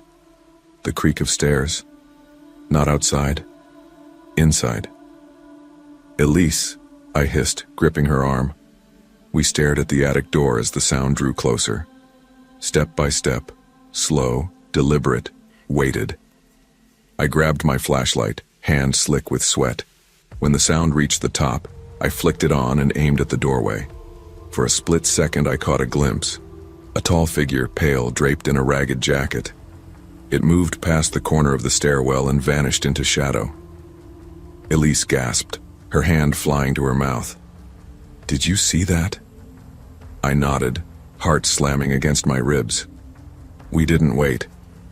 We bolted down the stairs, tripping over each other in panic. Our screams shattered the silence as we rushed into her parents' bedroom. They woke in confusion, but the terror on our faces must have said enough. Her dad grabbed a bat and checked the house, every room, every closet. He searched the yard with a flashlight, the beam cutting through the mist that hung low in the grass. Nothing. No footprints. No intruder. No explanation. Her parents tried to soothe us, insisting it must have been our imaginations, the house settling, the woods playing tricks. But I knew what I'd seen. Elise knew too. That night, I didn't sleep at all. The next morning, sunlight seemed to wash away some of the fear, but unease clung to me. Over breakfast, Elise's mom joked about horror movies and teenage imaginations, but Elise and I shared a look that said neither of us believed it. When we reviewed the photos on my camera, the truth hit harder than any words. The pictures weren't of us. They weren't random shots of the attic. They were of the figure. Frame by frame, it appeared closer. At first in the corner, a blurred shape. Then clearer, pale features, a shadowed face. And finally, too close, the figure inside the attic standing over us as we huddled on the floor. I dropped the camera, bile rising in my throat. Elise whispered, "How is that possible?" We didn't see anyone come in. Her hands shook as she scrolled through the sequence again. There was no mistaking it. Someone had been in the attic with us. We begged her parents to call the police. They humored us but didn't push hard. Without evidence beyond eerie photos, there wasn't much to investigate. Still, an officer came by, took a report, and promised to patrol the area. That afternoon, Elise's dad checked the locks, the windows, even the attic crawl spaces. Everything was secure. Too secure. And yet, the memory of that figure lingered. That night, I begged Elise not to stay in the attic again. We slept on the living room couch, lights blazing, but neither of us found rest. Every sound made us flinch. Every shadow seemed alive. I counted down the hours until daylight. wishing desperately to be anywhere but that house. Weeks later, life in Willow Creek returned to its sleepy rhythm, at least on the surface. Elise and I never went back into the woods at night. We stopped bringing up the figure, the photos, the sounds. But silence doesn't erase memory. One afternoon, while helping Elise's mom sort through boxes in the attic, I found a stack of old newspapers. Buried among them was an article that froze me in place. It was about the house, about the previous owner, a man who had vanished without a trace years ago. Last seen walking into the forest. His body was never recovered. The photo in the article was faded but familiar. A tall man in a worn jacket, pale eyes staring at the camera. I shoved the paper back into the box, my skin crawling. We never talked about it. Not directly, but from then on, Elise kept her windows locked, and I stopped walking home after dark. The woods around Willow Creek still whispered when the wind shifted, and I knew, deep down, that what we saw that night had never really left. Curiosity can push us into places where fear becomes more than imagination. That night in Willow Creek taught me that safety is fragile, and trust in instincts matters more than bravado. Shadows and sounds may be easy to dismiss, but sometimes the danger we sense is real. Listen to the unease, respect the warnings, and never ignore the voice inside that whispers when something isn't right. I never thought a simple trip to the pharmacy could change the way I saw the world. I've been working at Walmart for almost 3 years now, long enough to know the rhythm of the place, long enough to recognize that some people walk through these doors carrying more than just shopping lists. That night started like any other Tuesday, except it wasn't Tuesday in the usual sense. Outside, the sky was bruised with storm clouds, and rain had started drumming against the roof, splashing over the asphalt parking lot in irregular, impatient bursts. I remember thinking how ordinary it all felt. Inside, the store was crowded, families pushing overloaded carts, couples arguing over cereal brands, kids dragging backpacks through aisles, the usual hum of fluorescent lights and scanners. But beneath it, I could feel tension, thick, heavy, as if the storm outside had seeped through the walls. I was stocking allergy medicine in aisle 16 when I saw him. Mark Donovan, a guy from the construction crews that had been doing renovations at a nearby store, storming in with a face like someone had lit a fire in his chest. And he wasn't alone. Dragging behind him was Claire, his wife. "Mark, please, calm down," she pleaded, her voice trembling, almost drowned by the chatter and beeping around us. But Mark's eyes were wild, scanning the pharmacy shelves like he was hunting, and then they locked on her. "You think I'm stupid?" he shouted, echo bouncing off the tile floors. Customers froze mid-step, carts abandoned, mouths open. The fluorescent light seemed harsher in that moment, their buzz more insistent. I knew them both, at least by sight. Mark always had that restless energy about him, the kind that made him good at construction, but not so great at patience. Claire worked part-time in the cosmetics section, usually quiet, polite, bending over counters with a soft smile. And yet, in that instant, I could see a fracture running through them, raw and exposed. Mark brandished a small pocket knife. My stomach sank. He swung it at her purse, the leather tearing with a sharp snap that made people recoil. Claire stumbled back, her hand clutched to her chest, eyes wide. "Stop it! People are watching!" a customer yelled. But Mark didn't hear. He was past reason. Employees ran in from the aisles, shouting, trying to intervene. One of them locked the pharmacy doors from the inside, cutting off the only route, while another tried to calm Mark. The tension was unbearable. I stayed in the corner of the aisle, pretending to check a shelf, heart hammering. Mark knelt suddenly, pressing the knife to his stomach. "If you won't tell me, I'll do it myself." His voice cracked in places I didn't want to hear.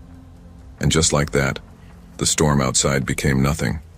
The storm was here, in the aisle, in the people frozen around him, in Claire's panicked eyes. I had to do something, but every instinct screamed to wait, watch, stay alive. I saw the rage in him, But I also saw fear, the kind that comes from betrayal, the kind that twists a marriage into a powder keg. By the time paramedics arrived, the chaos had exploded into a mix of blood, tears, and rain-soaked shoes. And yet, as I watched the ambulance doors close, I felt a strange chill. This wasn't just an isolated event. This was the kind of human collision that leaves a mark long after the lights go out. Mark's knife wound was shallow enough to survive, but the memory of it is sharp, permanent. I was still shaking hours later when I replayed the scene over and over in my head. I kept thinking about Claire, the way she had crumpled in the corner, wet hair plastered to her cheeks, apologizing to strangers even as her world collapsed. And Mark, standing there with the storm in his chest, knife trembling in his hand. I later learned the truth through the security footage, and it made the whole situation even more surreal. Claire had been meeting someone from her office in secret, using the pharmacy as a private rendezvous. I couldn't reconcile her quiet smile at work with the betrayal captured on tape. It was a secret she carried into the most ordinary of spaces, and it exploded into violence in front of an unsuspecting public. I remember walking past the pharmacy the next day, the air still heavy with tension. Employees whispered quietly, exchanging glances, avoiding the aisle entirely. Some claimed they could still hear faint crying, soft scraping sounds as if the store itself remembered the night's events. It was unsettling, how a place as mundane as Walmart could hold on to memory, trauma, and human cruelty like a sponge. Mark's actions haunted me. I understood the rage, the betrayal, the fear, but seeing it manifest so violently in public was jarring. It made me question how well we know those closest to us, how easily trust can be shattered, and how quickly ordinary moments can become extraordinary crises. Even weeks later, I caught myself glancing at couples in the aisles differently. A tight grip on a shopping cart handle, a quick glance over a shoulder. The slightest tension could hint at hidden storms, and I realized how fragile the mask of normalcy is. The store closed early for the night after the incident, employees traumatized, customers shaken. The police report was filed, paramedics made their rounds, but the real damage was intangible. Claire left work for weeks, guilt etched in every movement, every quiet apology to colleagues. Mark never returned. He had survived, but his marriage was in ruins, his rage unresolved, and his fear embedded in his memory. I kept thinking about the storm outside that evening. It mirrored the emotional turbulence inside the store, the unpredictability of human behavior, the sudden eruption of secrets into public view. Every aisle, every shelf became a potential stage for human conflict. I also realized that life doesn't give warnings. You can't predict who will betray you, who will react violently, or which ordinary moment will become extraordinary. And when it does, bystanders, the customers, the employees, the people in the aisles, are swept into it, powerless and haunted. Months passed, but the memory didn't fade. Employees whispered about the aisle, sharing stories in hushed tones. Some claimed to hear quiet sobbing or a scraping sound near the pharmacy shelves. It became a cautionary tale. Secrets, we learned, are combustible. Even the most public, mundane spaces can hide private catastrophes. I started noticing small things differently. The tension in couples' hands, the wary glances, the way people flinch when confronted with fear or anger. Life is fragile, and betrayal, even when concealed, carries a weight that can explode at the worst possible moment. Looking back, I realize that the story of Mark and Claire is more than a tale of violence or betrayal. It's a reminder of human vulnerability, the fragility of trust, and the hidden storms that people carry. Ordinary places like Walmart, mundane routines, can become stages for extraordinary pain. I learned that the moral isn't just about betrayal or anger. It's about awareness, compassion, and the weight of secrets. People suffer quietly, and often we are witnesses without understanding. And sometimes the only thing left after a storm is memory. The faint echo of tears, the smell of rain on asphalt, the silent recognition that life is more fragile than we imagine. Secrets have consequences.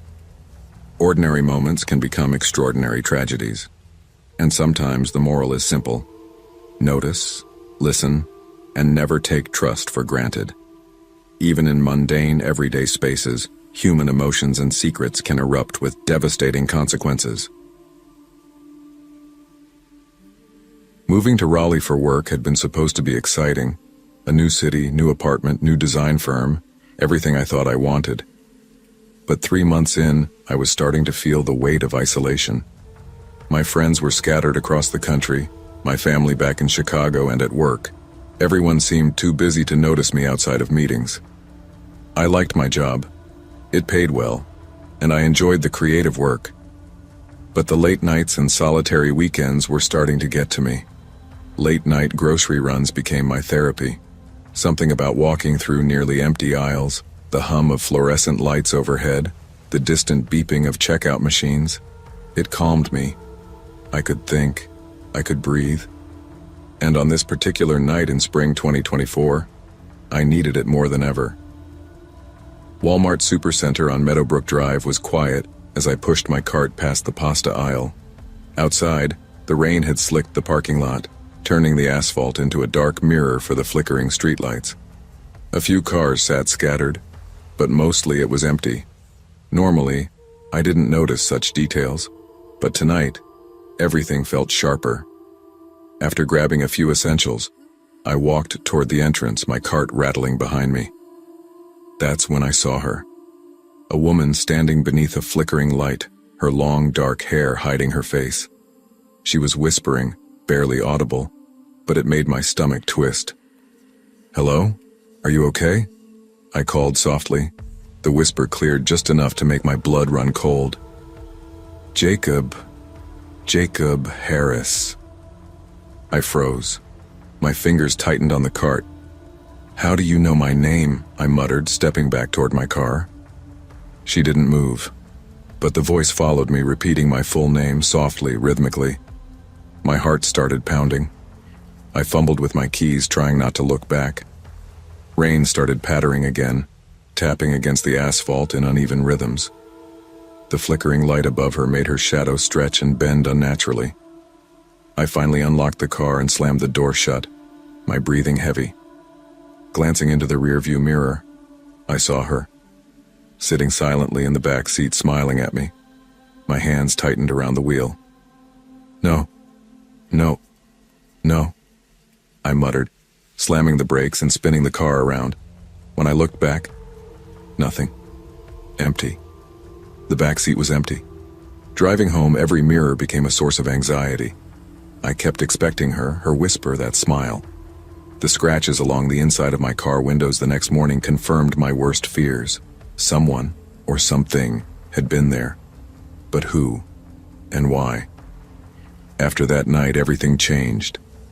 I stopped making late-night trips. I avoided the Walmart parking lot entirely.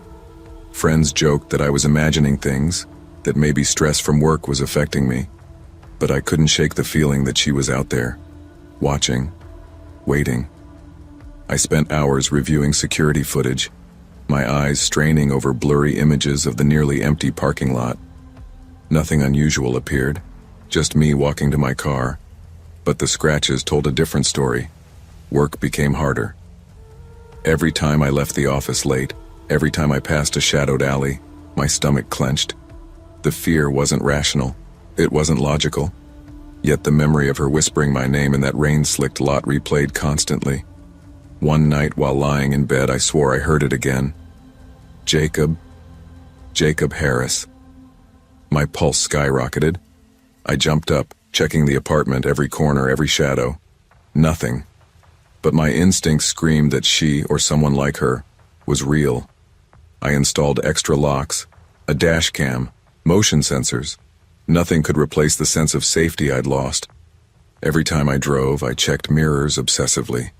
Every creak of the apartment made my heart hammer. I began noticing details I'd never paid attention to before. A light in the neighbor's window flicking in odd patterns, a shadow sliding past the blinds when no one was home, a car idling across the street for longer than it should. Sleep became impossible. My mind refused to stop replaying that night. The whispers, the way she disappeared from the car. Rationally, I knew someone couldn't just vanish into thin air, but the scratches proved she, or it, had been there. Weeks passed, and the paranoia grew. I started leaving work earlier, avoiding grocery trips after dark. But even in daylight, I felt uneasy. People seemed sharper, more menacing. Shadows seemed to move where they shouldn't. Then came the first call. A voice so soft I almost didn't recognize it, but unmistakable. "Jacob." I bolted upright in my apartment, fumbling for the phone. Silence. No call on the line. No missed call. Just the lingering sound in my head, a whisper that seemed to crawl along the walls. It was happening again, and it wasn't just a memory. I talked to a few friends about it, but most laughed nervously, suggesting stress or imagination. I didn't believe them. Not anymore. I knew fear when I felt it. And this was different. Cold, methodical, deliberate. Someone had marked me that night. Someone had entered my personal space to remind me that I was being watched. I doubled down on my precautions. Cameras, locks, a new car alarm. But the whispers persisted. Shadows flickered at odd angles, always just out of sight. And I began noticing patterns. Every time I drove past certain streets, I felt the prickle of recognition, the sense that she, or something like her, was nearby, always just beyond my view. I couldn't avoid it forever. One night, walking home from work, I decided to confront the fear. I walked through the quiet streets of Raleigh, the rain soaking my coat, heart thumping. I wanted to see if she, or whatever she was, would appear. And she did. A shadow detached itself from the corner of the alley, dark hair over a hidden face. Her whisper, "Jacob. Jacob Harris." I shouted, demanding answers. "Who are you? What do you want from me?" No reply. Only the whisper, repeating, mocking. I advanced, but when I got close, nothing. Just an empty alley. The rain-slicked pavement reflected only the dim glow of the streetlights. It hit me. She wasn't just a person. She was fear itself. She wasn't tangible, not entirely. She was the manifestation of doubt, paranoia, isolation. Every late night, every moment of vulnerability had drawn her out. Months passed. I moved apartments, changed routines, and yet the feeling never left. I learned to live with the whispers, the shadows, the knowledge that some threats aren't rational, some presences aren't human. I started reconnecting with friends, spending more time outside in daylight, reclaiming normalcy in small increments. But I always carried the memory of that night, of that rain-slicked Walmart parking lot, of the whispered name that made my blood run cold. It taught me vigilance, awareness, respect for the unknown. Sometimes, late at night, I still hear her, "Jacob, Jacob Harris."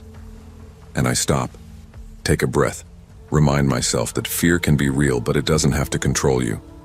Fear often thrives in isolation, feeding on our vulnerabilities. But vigilance, awareness, and cautious trust help us navigate the unknown. Not all threats are visible, and sometimes survival isn't about defeating fear. It's about recognizing it, respecting it, and learning to live in a world where shadows may hide more than just darkness. I've worked the night shift for most of my adult life. There's a strange rhythm to it, quiet, monotonous, and lonely in a way that digs into your bones. My co-workers at the hospital always joked that the graveyard shift either makes you a philosopher or a ghost. I was neither. I was just tired. On that particular night, it was nearly 2 a.m. when I finally clocked out.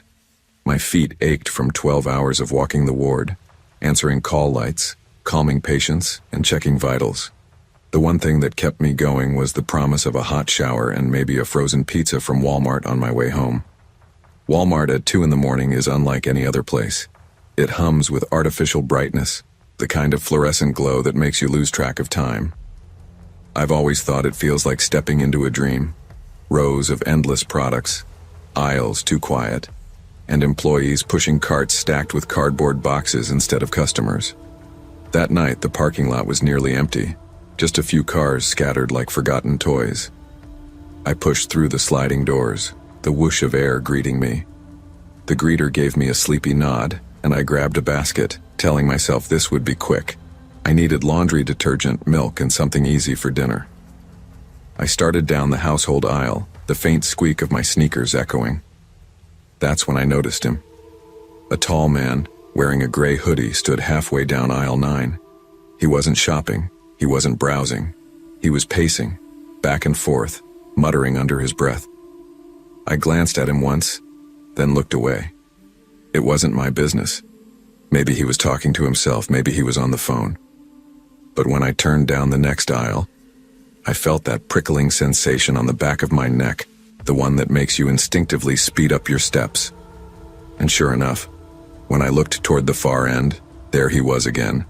Same hoodie, same muttering. He wasn't holding anything. Not a basket, not a cart, just empty hands, trembling slightly.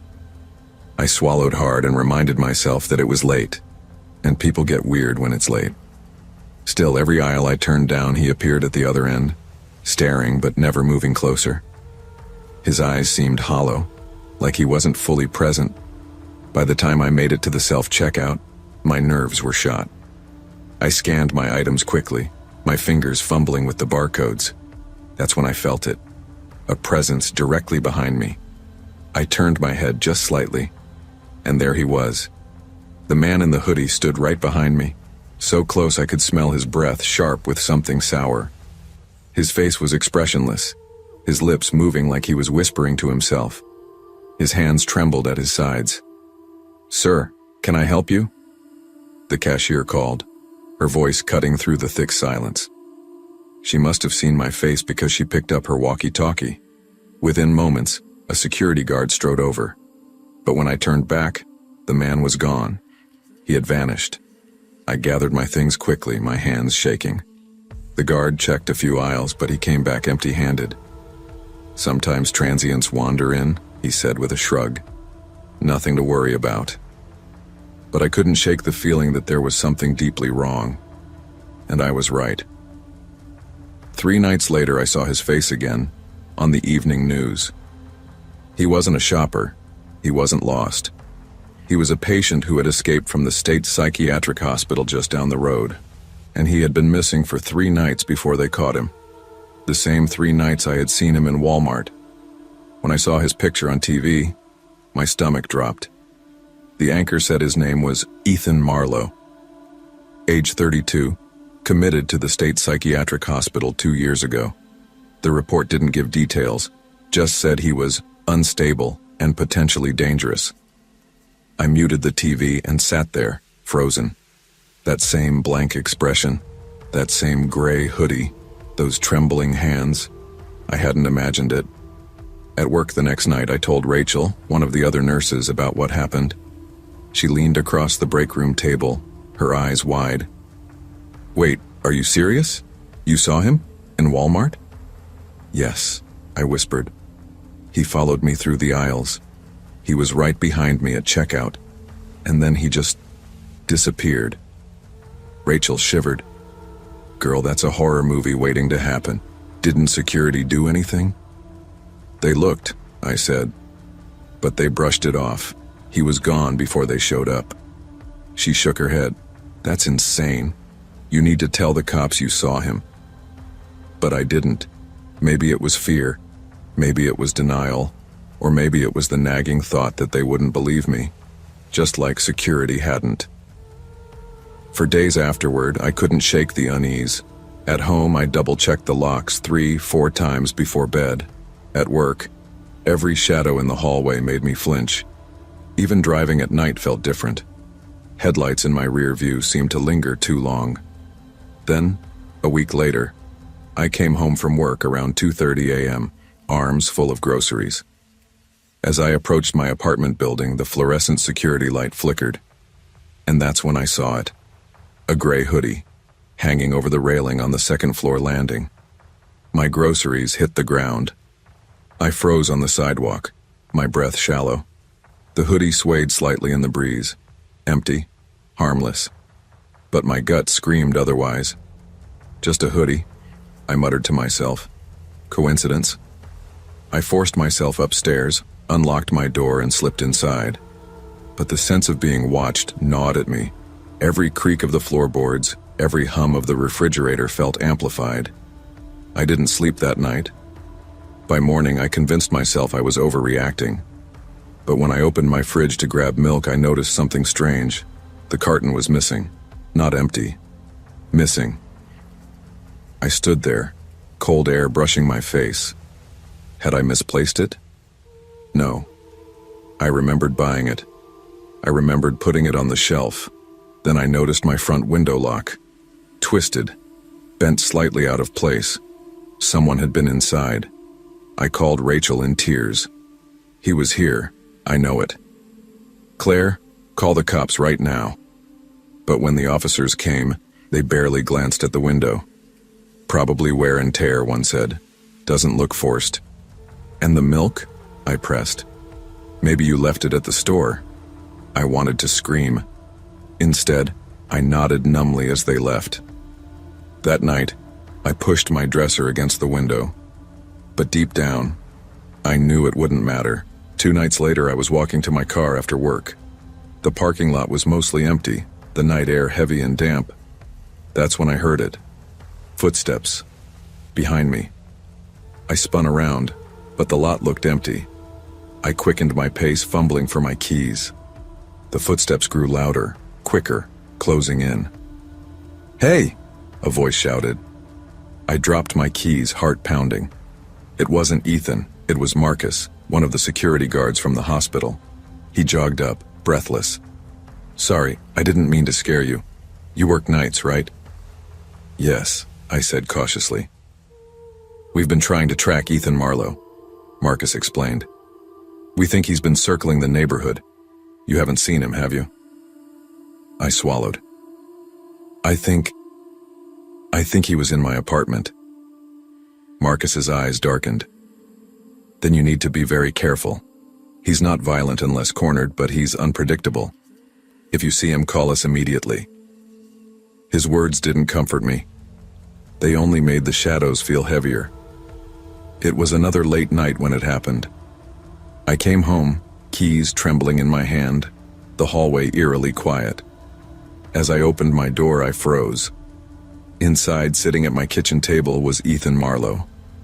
His hoodie was gone, replaced by a stained undershirt.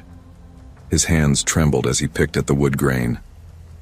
"Why are you here?" I whispered, my voice breaking. He looked up slowly, his eyes glassy. "They keep watching me," he murmured. I thought you were safe." My blood ran cold. "Ethan, you can't be here. You need help." His face twisted. "They lie. They always lie. But you looked at me like I was real." I backed toward the door, fumbling for my phone. "I'm calling for help." He stood abruptly, the chair screeching against the floor. "Don't leave me," he shouted. I froze, heart racing. "Ethan, sit down. Please, just sit down." For a moment I thought he would lunge, but then his shoulders sagged. Tears welled in his eyes. "They'll take me back," he whispered. "Yes," I said softly. "And they'll help you." The knock on my door was sudden and loud. Security had arrived, maybe tipped off by Rachel, who I'd texted earlier. Ethan didn't fight when they entered. He just lowered his head as they handcuffed him. When they led him away, he looked back at me once, not angry, not violent, just broken. Evil doesn't always wear a mask, and danger doesn't always roar. Sometimes it trembles quietly at the far end of a grocery aisle. Ignoring your instincts can cost you more than peace of mind. It can cost you safety. If something feels wrong, it probably is. Speak up. Take precautions. Protect yourself, even if others dismiss your fears. Because the scariest part wasn't that Ethan Marlowe had found me. It was that for nights before, I kept convincing myself it wasn't real. And sometimes denial is the most dangerous choice of all. I never thought something as simple as a midnight grocery run would change my life, but that's how it all began. Looking back, I wish I had just stayed home, gone to bed hungry, and saved myself the nightmare that followed.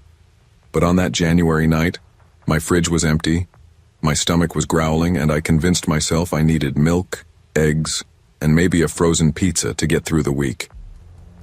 The roads in Elmridge were quiet that night, unusually quiet. Streetlights flickered through the fog, and the cold gnawed at my fingers even through my gloves. PriceMart sat at the edge of town, its neon sign buzzing faintly in the icy air.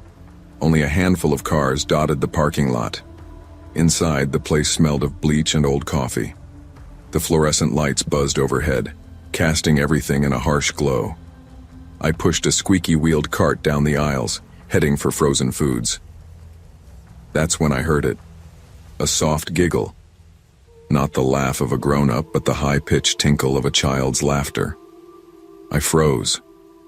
It was close, just around the corner. When I turned, I saw her. A little girl, no more than 8, stood in front of the freezers.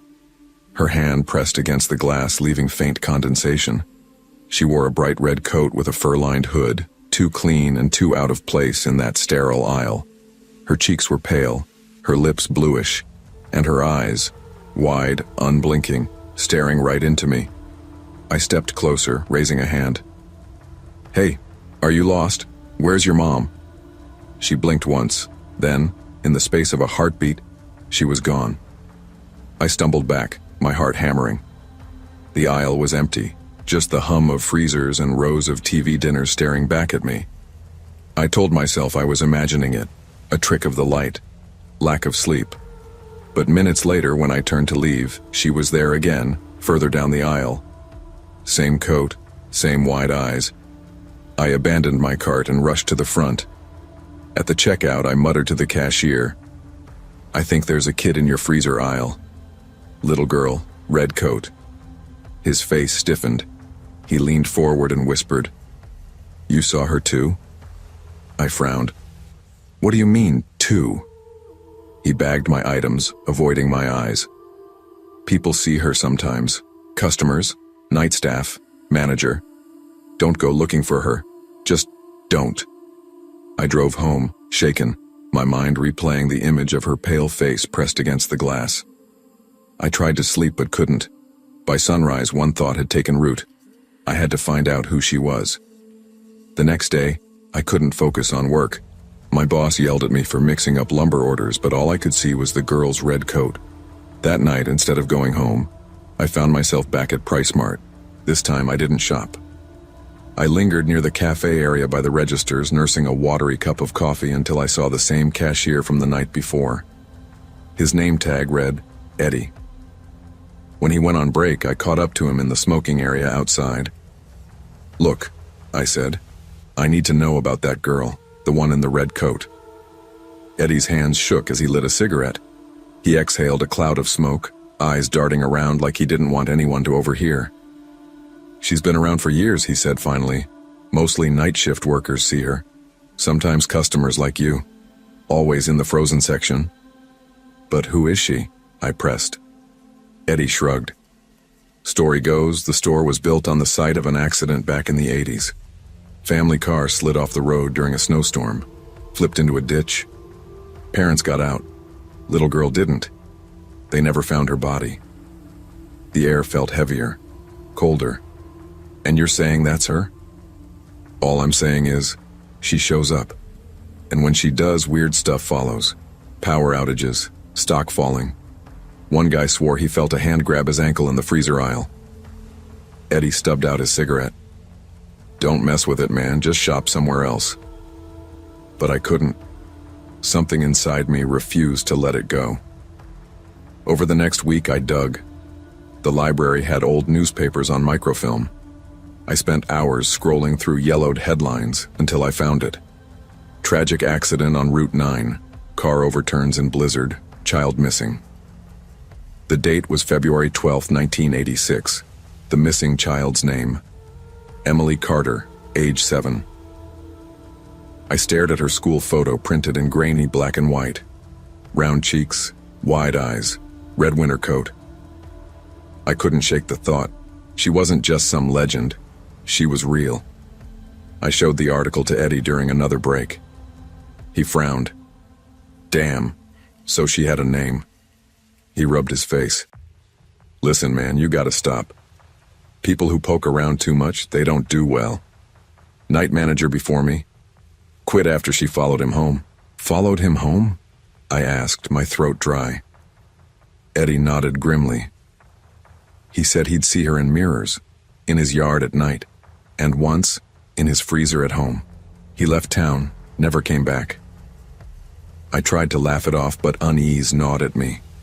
Because the truth was, I'd already started hearing things at home. Little noises in the kitchen, a faint giggle when the house was quiet, and sometimes, late at night, I swore I saw a shadow in my hallway. Small, coat-shaped. I went back one last time, determined to face her. It was nearly 1 a.m. when I stepped into Price Mart, the store emptier than ever. I walked straight to the freezer aisle. Emily, I said softly. My voice echoed. I know who you are. I know what happened. For a long moment, nothing. Just the buzz of the lights above. Then slowly, frost began to spread across the freezer doors, thick and white, until the glass turned opaque. My breath clouded in the air, and there, behind the glass, she appeared. Her hand pressed to the ice. Her lips moved, but no sound came. I leaned closer. What do you want? The frost shifted. Letters etched themselves into the glass. Home. A chill ran through me. You want to go home? She nodded once. Then her face twisted, eyes darkening, lips peeling back as she screamed silently against the glass. The sound hit me a second later, high-pitched and piercing, rattling the windows, forcing me to stagger back. When I blinked, she was gone. I couldn't eat. I couldn't sleep. Every time I closed my eyes, I saw her face pressed against the glass. Home, she had said. But what did that mean? Finally, I drove back to Route 9, to the spot the article mentioned. Snow lined the ditches even now, decades later. A crude wooden cross stood half buried in the ground, long forgotten. I knelt beside it, my breath misting in the air. Emily, I whispered, you don't have to stay there anymore. You're not forgotten. You can rest. The wind shifted. For a moment, I swore I heard that same giggle, softer now. And then, silence. That night, I slept for the first time in weeks. No giggles, no shadows, just quiet. I never saw her again. Some tragedies leave echoes that refuse to fade until someone listens. Dead are never truly gone as long as they're remembered. We carry their weight when the world forgets them. Sometimes the greatest kindness we can offer, whether to the living or the dead, is acknowledgement, compassion, and the reminder that no one is invisible. I never used to believe in ghosts, spirits, or anything that couldn't be explained with logic. My mom raised me on the idea that everything had a reason, even if we couldn't see it right away. Strange noises were just the house settling, shadows in the corner were just poor lighting, and eerie feelings were nothing but nerves. That's how I lived most of my adult life, comfortable in the certainty that the world was solid, grounded, and explainable. Then came that night at Walmart. I was 34 at the time, working as a nurse on rotating shifts. It was late in September, and I'd just gotten off a long evening shift at the hospital. My apartment was quiet, empty, and I dreaded the silence. I'd been living alone for years, ever since my last relationship fizzled out. So instead of going straight home, I stopped by Walmart. It was nearly 10 p.m., and the place was mostly deserted, just a handful of customers wandering around under the harsh fluorescent lights. I didn't even need much, just some groceries and maybe a new charger for my phone. But like always, I ended up in the electronics section, killing time while pretending to shop. That's when it happened. The intercom crackled overhead. I expected the usual. Attention Walmart shoppers, the store will be closing in 1 hour. Instead, a low, gravelly male voice whispered, so soft I almost thought I imagined it. "Sarah."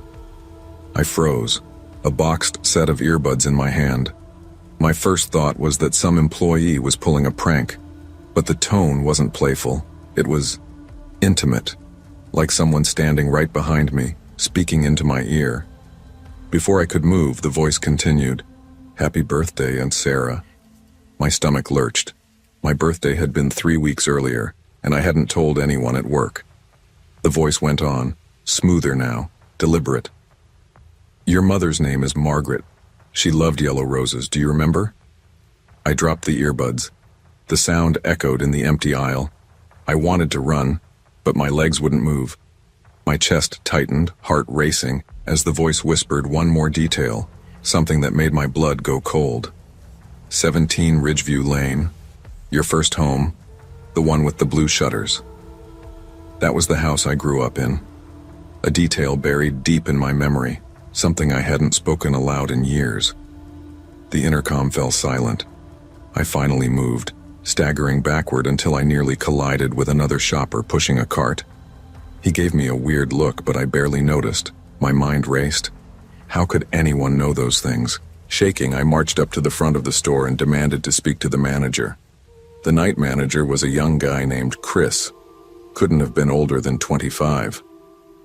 He looked confused when I explained what had just happened. "Ma'am, nobody's been on the intercom in the last half hour," he said, his tone somewhere between dismissive and concerned. "That's not possible," I snapped. "I heard it. My name, my birthday, my mother's name. Things no stranger should know." Chris sighed, then gestured toward the customer service desk. "Let me check with the associates. Maybe someone messed around." He asked 2 employees, both teenagers, if they'd touched the system. They shook their heads quickly. One even looked genuinely spooked.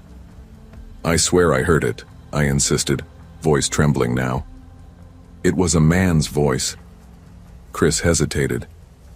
"Look, I can call maintenance to double-check the intercom, but it doesn't sound like it's working right now. Sometimes it crackles on its own." "It said my name," I pressed, my voice breaking. "Do you think static does that?" He didn't answer. Just gave me a strained smile, the kind people give when they think you're unstable. Humiliated, I grabbed a basket and threw a few random items into it. Milk, cereal, bread. Anything to justify my presence. But my hands wouldn't stop shaking. When I finally walked out into the parking lot, I froze. A man was leaning against my car. The faint glow of the overhead light caught his face. My breath caught in my throat. It was my father. But that couldn't be. My father had died in a car accident 20 years ago. I stopped dead in my tracks, clutching the basket to my chest. The man looked up at me and smiled faintly, just like Dad used to when I was a kid. His eyes even had that same tired kindness, the corners crinkling. For a split second, I almost ran to him. My brain short-circuited. He looked exactly the same as the day I'd last seen him, down to the denim jacket and the scuffed work boots. Not older, not aged, the same. "Dad?" The word slipped out before I could stop it. The man didn't answer, just tilted his head slightly, watching me. I dropped the basket on the pavement, eggs cracking inside.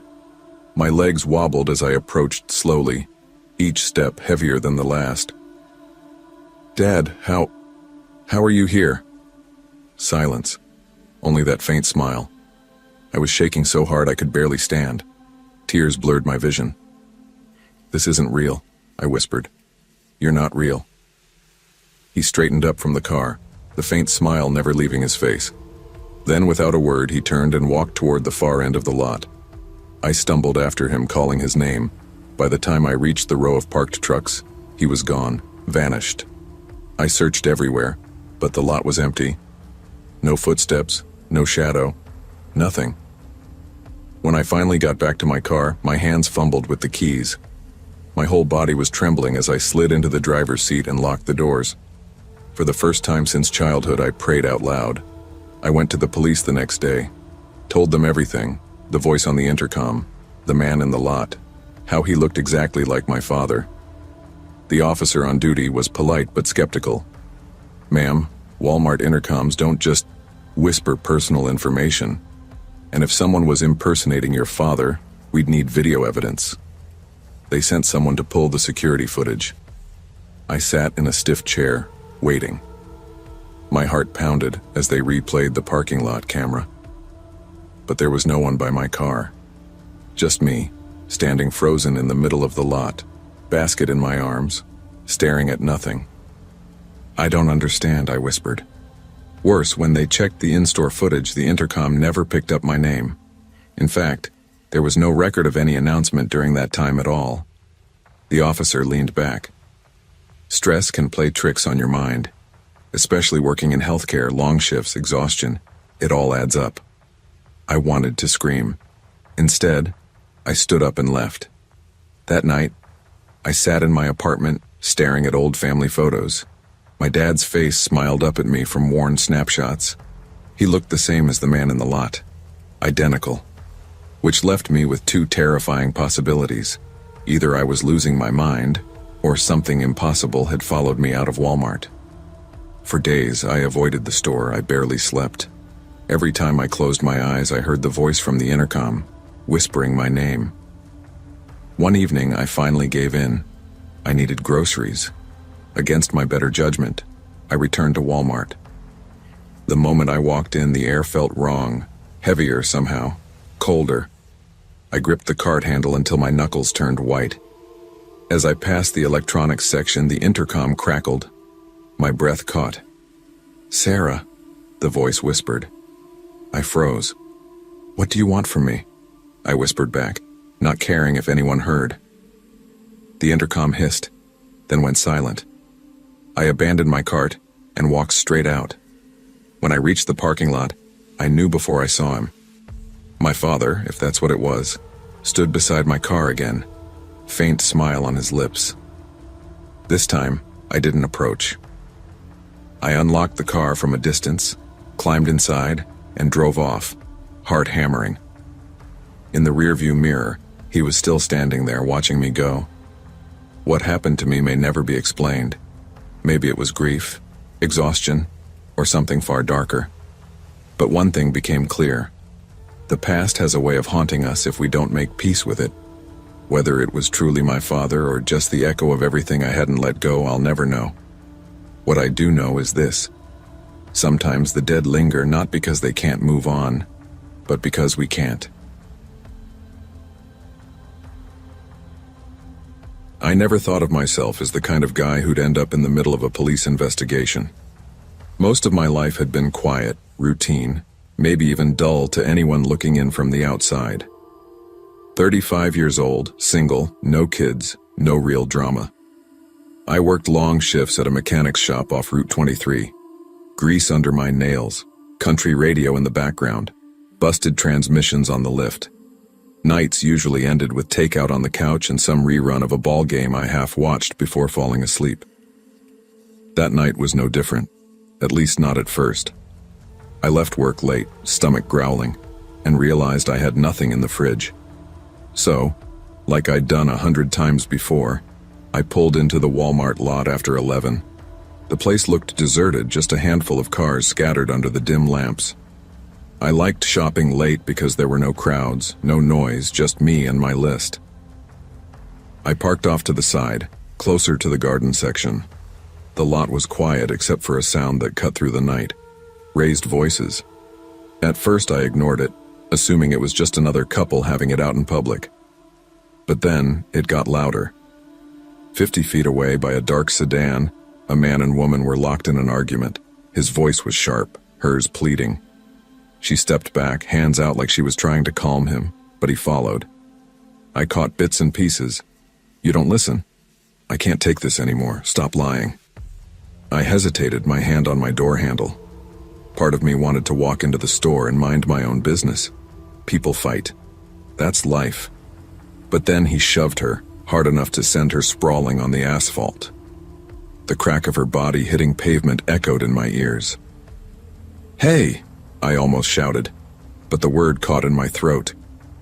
That's when he pulled it out. A handgun, black and glinting under the lights. He aimed it straight at her. Time froze. My chest locked up. My palms went slick.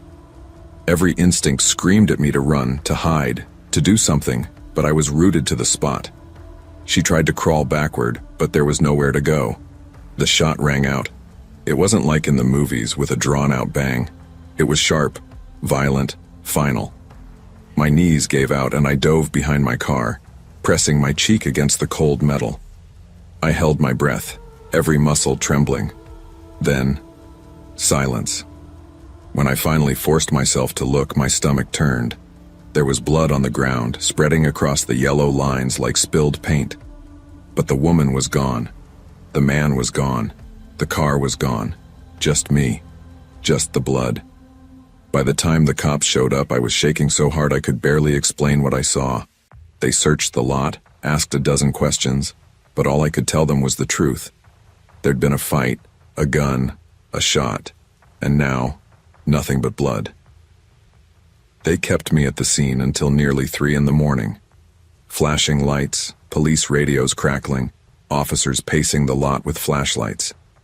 One of them, a younger guy with a buzz cut, asked me the same questions over and over. You didn't get a plate number? No.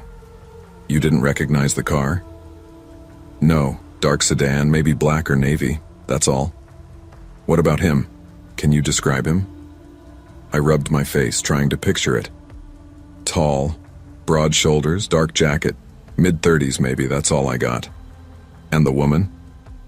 Brown hair, shoulder length, light sweater. She was maybe mid-30s too. The officer sighed, jotting notes. And you're sure it was a gun? I snapped my head up. Yeah, I'm sure. I know what a damn gun looks like. He didn't argue, but the way he exchanged glances with the older officer nearby told me something was off. They let me leave eventually, but not before warning me they'd be in touch. I drove home with white knuckles on the wheel, ears still ringing with that single shot. For days I couldn't sleep. Every time I closed my eyes, I saw her hit the ground. Heard the shot again. My chest would tighten until I sat up gasping. At work, I kept zoning out, nearly dropping tools. Then, 2 weeks later, a man in a suit knocked on my apartment door. Mr. Travis Cole? That's me. He handed me a subpoena. You're a witness. The victim's name was Rachel Thomas, mother of 3. She filed domestic abuse charges against her husband last year. I felt sick. So she's dead? He paused. She hasn't been found, but the blood matched hers. We believe she was killed. I swallowed hard, the paper trembling in my hand. One more thing, he said quietly. The suspect isn't just her husband. He's a police officer, Daniel Price, still on active duty the night it happened. I leaned against the door frame, the weight of it hitting me like a punch. A cop. The guy with the gun was one of them. The courthouse smelled of old wood and nerves. When I was called to testify, I walked into that room with my hands sweating, my heartbeat rattling in my ears. The prosecutor guided me gently, asking me to describe what I saw. I told the story again, every detail I could remember. The voices, the shove, the gun, the shot, the blood. My throat tightened when I said her name. Rachel. Then came the defense. The lawyer was slick, with a smile that never reached his eyes. Mr. Cole, you said it was late, nearly midnight. Lighting was poor, correct? Yeah, but I could see. And you were 50 feet away? Roughly, yes. You admit you didn't see a license plate. You didn't see where they went. You didn't even see a body. I clenched my fists. I saw blood. I heard the gun. I saw him aim at her. He leaned in. But you didn't actually see him pull the trigger, did you? My voice faltered. No. I ducked when he fired. The defense smiled. So all we have is your assumption. I wanted to yell, to tell him assumptions don't leave bloodstains in a parking lot. But the judge's gavel cut me off. By the time I stepped down, I felt like I was the one on trial. The weeks dragged, news spread. Rachel's face appeared on local broadcasts, smiling, holding her 3 kids. My stomach turned every time. The town was divided. Some people whispered about corruption, about cops protecting their own. Others insisted Daniel Price was a good man, that he'd never do such a thing. He was still in uniform while the case dragged through hearings. Meanwhile, I lived with the gnawing fear that I'd become a target. Every time a cruiser slowed near my apartment, I wondered if it was him. I stopped going out after dark. I carried pepper spray everywhere, though I knew it was laughable against a gun. One night, my buddy Marcus came over with beers. He listened quietly as I vented. "You did the right thing," he said finally. "Did I? They're tearing my story apart. People look at me like I'm lying. Doesn't matter. Truth has weight. Maybe slow, but heavy enough to crush lies eventually." I wanted to believe him, but when I went to bed, I still dreamt of Rachel's eyes in that parking lot, wide with fear. Months later, the verdict came down. Price was found guilty of obstruction and misconduct, but not murder. Not enough evidence, they said. No body. No weapon recovered. He was stripped of his badge, sentenced to a handful of years. Light, compared to what he'd done. Rachel's family wept outside the courthouse. Her kids clung to their grandmother, their eyes hollow. I felt hollow too. My testimony had carried weight, but not enough. I wasn't a hero. I wasn't even sure I was brave. I was just a guy in the wrong place at the wrong time, left with memories I couldn't wash away. But I learned something in those long months. Silence protects no one. Speaking up may not always bring the justice we hope for, but it keeps truth alive. And sometimes that's all you can do. My name's Cassie Turner. I'm 32 years old, a single mom of a 7-year-old boy named Tyler. And if I'm honest, I never thought my life would look like this.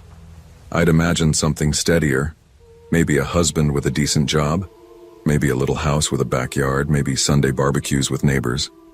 Instead, I got bills stacked on my kitchen table, an ex-husband who left when things got tough, and nights spent in a Walmart stocking shelves while Tyler sleeps at my sister's place across town. People say night shifts are easier because there aren't as many customers, but they don't tell you what it does to your body. The ache in your legs when the store finally goes quiet.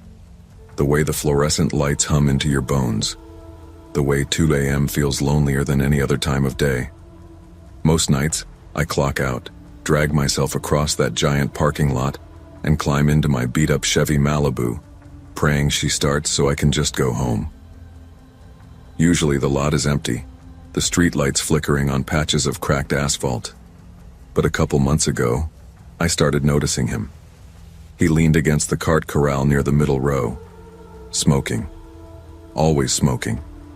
He never pushed a cart or carried a bag. He never looked like someone who'd just bought groceries. And every time I walked out, I felt his eyes track me. At first, I brushed it off. The mind plays tricks when you're tired. But the second week I saw him again. Same spot, same lean, same cigarette glow cutting the dark. One night, I mentioned it to the security guard, Eddie. He was a chubby guy in his late 40s who liked to scroll his phone more than actually watch the cameras. I told him, "There's this man who just stands out there, doesn't shop, doesn't leave, just watches." Eddie laughed. "It's a Walmart parking lot, Cassie. People hang out, they wait for rides. Nothing to worry about." I wanted to believe him, but my gut told me different. That gut feeling you get as a mom when your kid's quiet in the other room too long. You don't know what's wrong, but you know something is. And then came the night my car wouldn't start. That night started like any other. We'd unloaded a new shipment of dog food and laundry detergent, stacked pallets until my arms shook, and clocked out at 2:06 a.m. I dragged myself out into the cool air, yawning, clutching my jacket tight. The lot was mostly empty, except for him. There he was again, leaned against the same corral. A cigarette ember glowed red, and though it was 20 feet away, I felt his stare. I told myself, just get to the car, keys out, don't look up. I slid into the Malibu, slammed the door shut, locked it, and shoved the key into the ignition. The engine sputtered, coughed, and died. "No, no, no," I whispered, turning the key again. Nothing. My stomach dropped. That's when I heard footsteps. Slow, steady, gravel crunching. I looked up and he was walking toward me, his hands shoved deep into his jacket pockets. "Cassie," he said. I froze. My blood went cold. He said my name. I'd never seen him inside the store, never seen him anywhere but that spot. My coworkers didn't know him. How could he know me? I yanked my phone out of my purse, dialing 911 with shaking fingers. But when I looked up again, he was gone. Not walking away, not ducking behind a car. Gone. By the time the dispatcher answered, my voice was trembling. "There's a man. He was just here. He knew my name. Please send someone." The police came, flashing lights sweeping the empty lot. They searched. They checked the cameras. Nothing. When the officer came back, he shook his head. "Ma'am, the footage shows you walking out alone. No one else is in the lot." I wanted to scream. "That's not true. He was here." He said my name. The officer looked at me the way people do when they don't believe you but don't want to say it out loud. I drove home in silence after they jump-started my car, and all I could think was, cameras don't lie. So what the hell was happening? Sleep didn't come easy after that. I'd tuck Tyler into bed at my sister's, drive back to my apartment, and every creak of the building felt like footsteps outside my door. At work I tried to focus, but my eyes kept drifting to the big glass windows at the front of the store. What if he was watching from the lot right now? My coworkers noticed. Maria, a sweet older woman who stocked cosmetics, cornered me in the break room. "You okay, honey? You look pale." I hesitated, but finally whispered, "There's this man. He knows my name. He follows me to my car." Her face hardened. "Did you report it?" "Yes, but the cameras showed nothing." Maria frowned. "Doesn't mean it didn't happen. My cousin had a man stalk her for months. Everyone thought she was imagining things until he broke into her house." The thought made my stomach twist. Later that night, I asked Eddie again to walk me out. He grumbled but agreed. When we stepped outside, the lot was empty, but halfway across I saw him. Same cart corral, same cigarette. Staring. "Eddie?" I whispered. "Do you see him?" Eddie squinted. "See who?" My throat closed. "The man by the corral." Eddie shook his head. "There's nobody there." I nearly collapsed, because I saw him. Clear as day. Smoke curling from his lips, eyes locked on mine. And then, just as suddenly, he vanished. By week 3, I was unraveling. Coffee couldn't hide the dark circles under my eyes. My manager, Ms. Green, pulled me aside. "Cassie, you need rest. You can't keep working doubles." I wanted to tell her about him, about the shadow man who knew my name. But how do you explain something no one else can see? That night, I walked out determined to face him. My car had been temperamental all week, and I knew if it failed again, I'd be stuck. Sure enough, as soon as I hit the ignition, the engine died. And there he was, walking toward me, smoke trailing, whispering my name. I jumped out, heart pounding, yelling into the night. "What do you want from me?" No answer. Just that slow, steady approach. I grabbed the tire iron from my trunk and held it high. "Stay back." He stopped, smiled, and then his voice curled around me like smoke. "You shouldn't walk alone, Cassie." And in the blink of an eye, he was gone again. I quit Walmart the next morning, packed up Tyler, and moved in with my sister until I figured things out. But even then, I saw him. In reflections, in shadows, always near parking lots. One day I called the detective who had reviewed the footage. "Are you sure you saw nothing?" I asked. His voice was steady but strange. "Ms. Turner, the cameras show you walking to your car alone. But there is one thing. Every night, right around 2:10 a.m., the footage glitches. Just for a second, and it's always right by that same cart corral." My skin prickled. Now, months later, I still don't know if he was real. A man. A ghost. A shadow of exhaustion and fear. All I know is I wasn't imagining the way he made me feel. Hunted. And that's something no camera can ever capture. Always trust your instincts, And never let others dismiss your fears. Whether the danger is flesh and blood or something we can't explain, our gut often senses what logic and proof cannot. Safety is not about proving others wrong. It's about protecting yourself and those you love. If something feels wrong, it probably is. I never used to think much about guilt. It was one of those abstract ideas that only existed in books or late-night TV crime dramas. But that night at Walmart changed the way I looked at myself, and at ordinary spaces I once considered safe. My name is David Mercer. I'm 42, a marketing consultant, and I had a life I thought I controlled. Career climbing, a house in Charlotte, North Carolina, and a wife I'd started to feel distant from. Behind it all, though, there was the affair. Small, secret, addictive. I had convinced myself I was careful. I was wrong. It was late autumn, 11:45 p.m., the kind of late night where the store feels empty even when a few night shoppers wander through. Rain had slicked the parking lot earlier, leaving reflections of the fluorescent signs dancing across the asphalt. I had just finished a late client meeting downtown and stopped in for a few snacks and household items. My mind was foggy, already replaying arguments with my wife Claire and planning the lies I'd tell tomorrow to cover my absence. The store smelled of cold tile, cleaning solution, and the faint metallic tang of canned goods. I wandered the aisles slowly, scanning shelves for chips and soda.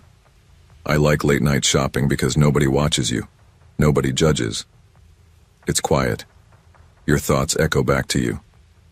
I guess that's why what happened next hit me so hard. I felt eyes on me.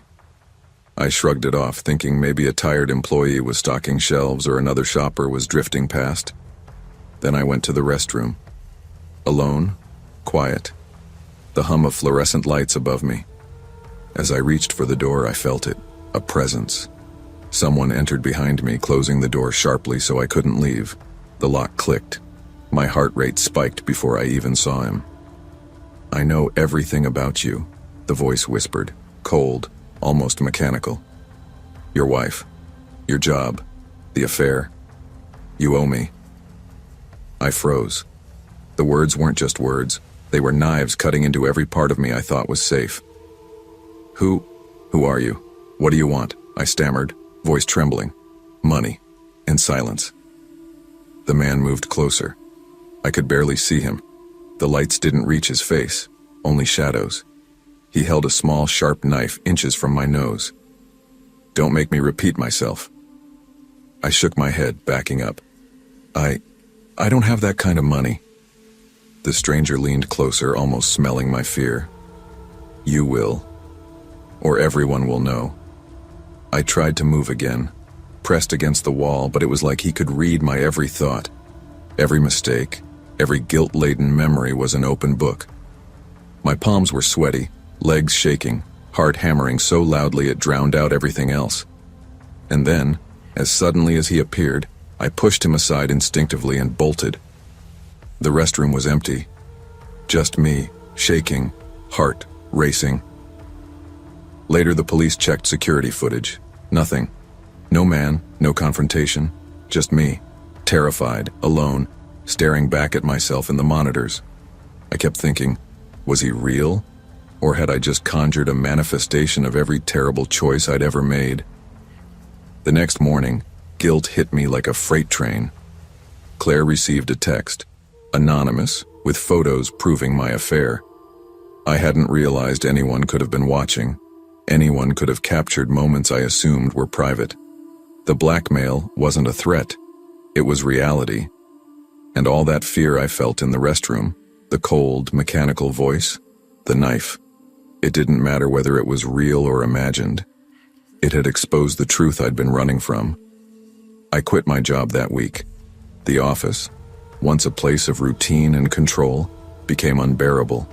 Every client call, every meeting reminded me that I was being watched, that the shadow of guilt followed me everywhere. I moved, too, out of Charlotte, away from familiar streets, familiar stores. I stopped going to late-night Walmart trips. Even the thought of fluorescent lights, the hum of the store made my stomach churn. At first I tried to tell myself it was paranoia, but then came the whispers. Employees talking about the silent man in the restroom, a presence that seemed to appear for those carrying secrets. Some claimed cold drafts, faint whispers, a shadow that lingered just out of sight. I didn't dare return to see if it was true. I was convinced I had seen something that existed only for me, an echo of my own guilt, corporeal and terrifying. I started noticing patterns I had ignored before. People walking into stores, glancing over their shoulders. Husbands and wives exchanging terse words, strangers moving quickly through aisles. I realized guilt isn't always obvious. It's patient, lurking, waiting for the smallest opportunity to expose itself. I remembered the knife, the voice, the mechanical certainty with which he spoke. If that man had been real, he wouldn't have needed proof. He already knew. And in that knowledge, I recognized something terrifying. Our own mistakes can sometimes feel more dangerous than any outside threat. They find us, haunt us, and make us see ourselves in ways we'd rather not. Even in new cities, I carried the fear. I double-checked locks, left lights on at night, avoided dark aisles, and whenever a stranger came too close, my pulse spiked. Walmart had been a trigger, an ordinary space-turned vessel for extraordinary guilt. I thought moving away would help me forget. But shadows have a way of following you. Dreams of fluorescent lights, echoing tile, and whispered threats became nightly visitors. Every late-night parking lot, every restroom, every mirror where I caught my reflection brought me back to that night. And the stories didn't stop. Employees claimed they could feel the presence when cleaning alone, especially those with secrets of their own. Some swore they heard soft footsteps behind them, or faint whispers that vanished when they turned. The silent man became a legend, a reminder that guilt manifests in ways we can't always explain. I knew now that my fear wasn't just for me. It was a warning. Secrets can become physical, real in ways that threaten to consume you if left unchecked. Looking back, I realized that night at Walmart was less about a man with a knife and more about the truth I had carried for too long. Guilt, secrets, betrayal, they have a weight, and that weight can appear in any space, even the mundane. I've rebuilt my life slowly, cautiously. I never return to the store. I live with a heightened awareness of my actions, a constant reminder that hidden mistakes can explode without warning. The experience changed me, made me hyper-aware of how ordinary spaces can become terrifying when burdened with secret sins. I can still feel it sometimes. The presence, the whisper, the shadowed guilt lurking in the corner of my mind. And I know I'm not the only one. We carry our secrets, and sometimes they carry us, turning ordinary lives into extraordinary cautionary tales. Secrets and guilt are powerful forces. They can manifest in ways we cannot predict, turning ordinary safe spaces into arenas of fear and consequence. Transparency, accountability, and honesty are essential. The weight of hidden mistakes can follow us anywhere and haunt us long after we think we've escaped. I never thought I'd end up starting over in Albuquerque. When people talk about new beginnings, they always picture sunshine, freedom, and the thrill of possibility. My beginning was less glamorous. It started in the middle of a messy divorce, 3 boxes of clothes, a beat-up Honda Civic, and my 9-year-old son Liam, who deserved a lot more than the chaos I'd dragged him through. I'd married young, too young, and for a while, I thought I'd built the life people were supposed to envy. Husband, steady home, family photos on the mantle. But beneath that picture-perfect shell, there was anger, neglect, and eventually, betrayal. By the time the divorce papers were signed, I wasn't just heartbroken. I was exhausted. Still, I had Liam, and that meant everything. He was the reason I kept going. We moved into a small 2-bedroom apartment on the east side of the city. It wasn't much, thin walls, creaky floors, but it was safe enough and within walking distance of his school. I took a job as a receptionist at a dental clinic. The pay wasn't great, but it was steady. After months of feeling like the ground was constantly shifting beneath me, I craved routine. Wake up, breakfast, drop off, work, dinner, bedtime. But stability, I learned, is fragile. It only takes one moment, a glance, a shadow in the wrong place, for everything to crack. That night in July, the air felt like an oven. New Mexico summers don't let you breathe. The heat clings to your skin even after sunset. I was dead tired after work, but the fridge was nearly empty, and Liam had been asking for his favorite cereal all week. So I told him, "Come on, buddy. Quick trip to Walmart, then straight home." He grinned, always eager for outings with me, even small ones. The parking lot was full when we pulled in. Weekend crowds, cars jockeying for spots, kids running ahead of carts while parents shouted after them. I didn't think much of it at first. Just another summer night. Just another errand. Looking back, I wonder if that man had been waiting even before I noticed him. The first time I saw him, I barely paid attention. He was in the produce section. A man in his 40s maybe. Wiry build. Dark hair tucked under the hood of a gray sweatshirt. What caught my eye wasn't the hoodie itself, even though it was over 90 degrees, but the way he stood. No cart, no basket, just loitering near the apples like he had nowhere else to be. I shrugged it off. Albuquerque has its fair share of strange characters. But as Liam and I made our way down the aisles picking up milk and bread, I noticed him again. Frozen foods, then near the snacks. Always close enough that I felt his presence, never so close that it seemed obvious. "Mom, can I get Lucky Charms this time?" Liam tugged my arm, holding up a bright cereal box. "Fine, but only if you promise to eat the real food first," I said, forcing a smile. I wanted to keep him focused on something other than the unease gnawing at me. Still, I couldn't help myself. I used the glass freezer doors as mirrors, stealing glances. And sure enough, there he was, pretending to scroll on his phone but watching us in the reflection. My stomach tightened. Was I overthinking? Or was he really following us? At checkout, I tried to breathe, convincing myself it was coincidence. People cross paths in stores all the time. He'd go his way, I'd go mine. Simple. But when we walked outside into the heavy desert night, I saw him again. Not inside this time. Outside. Crouched between two SUVs, pretending to tie his shoe. His face half shadowed under the parking lot lights. I gripped Liam's shoulder tighter, my pulse loud in my ears. The Walmart parking lot is a strange place at night. The lamps throw these pools of yellow light, but in between? Darkness. Places to hide. I hurried with the cart, groceries clattering. My keys felt slippery in my sweaty hand as I tried to load bags into the trunk. Every sound felt sharper. The slam of a cart against metal, the faint laughter of kids across the lot, the soft shuffle of someone moving too close. When I glanced up, the man shifted, just a small movement, like adjusting his balance. But his head turned toward us. He wasn't tying his shoe. He was waiting. "Mom?" Liam's voice broke the air, small and uncertain. "It's fine, sweetie, just get in the car." My voice shook more than I wanted it to. He slid into the back seat obediently, though his wide eyes told me he sensed my fear.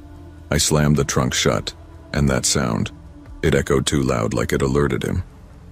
That was when I couldn't take it anymore. My instinct screamed. Without looking back, I grabbed Liam's hand and hustled him toward the sliding doors of Walmart. My heart was hammering so hard I thought I might faint, but I forced myself forward. When we got inside, the fluorescent lights felt like safety. I went straight to customer service, breathless. "There's a man outside, he's been following us. He's hiding out there between cars." The woman behind the counter blinked, then paged security. 2 guards went out. We waited, me clutching Liam's shoulders like a shield.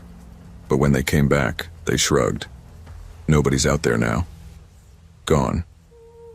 Just like that. Driving home that night was the longest 20 minutes of my life.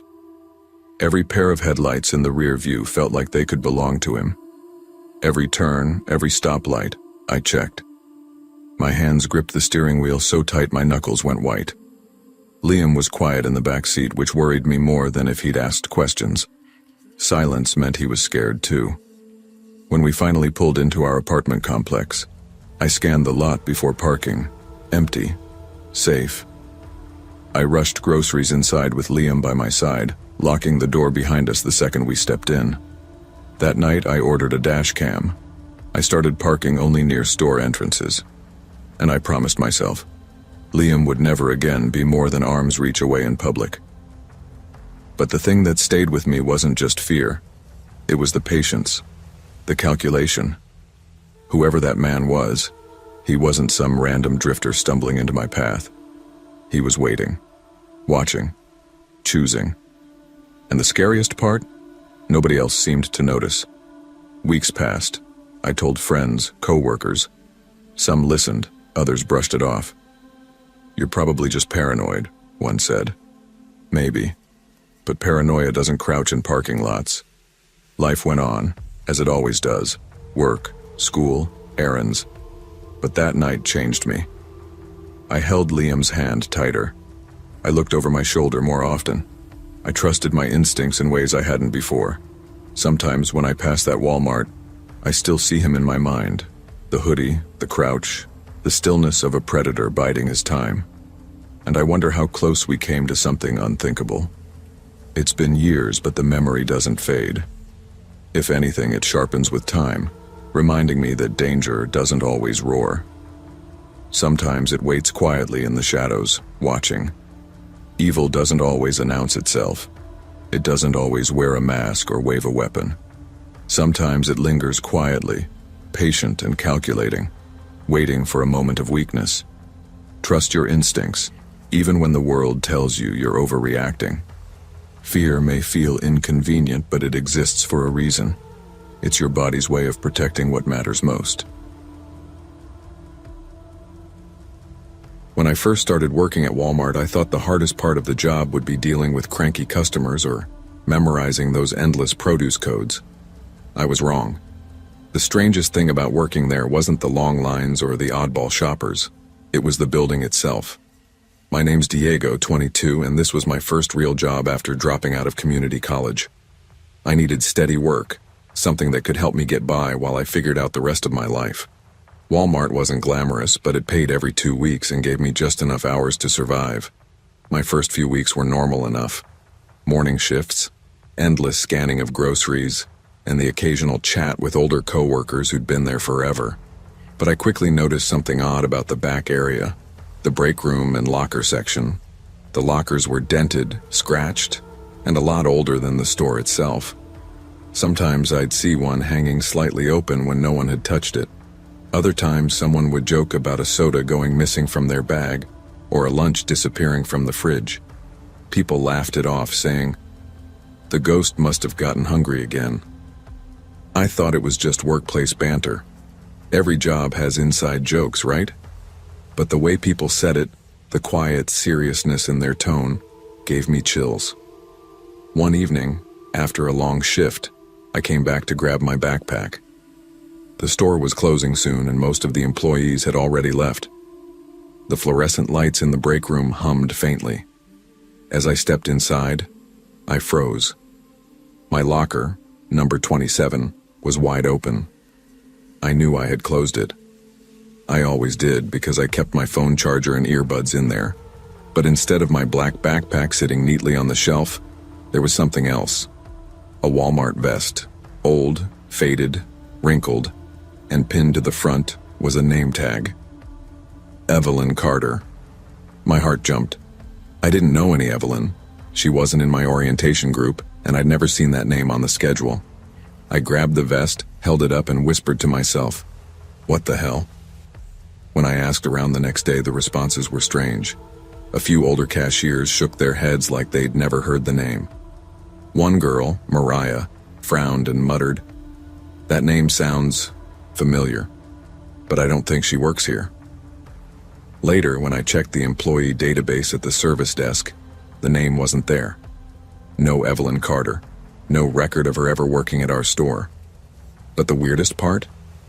2 nights later, her name tag appeared again, this time in locker number 14. After that first encounter, I tried convincing myself it was a prank. Maybe someone thought it was funny to freak out the new guy. But the more it happened, the harder that theory was to believe. Every few nights, Evelyn Carter's vest showed up in a different locker.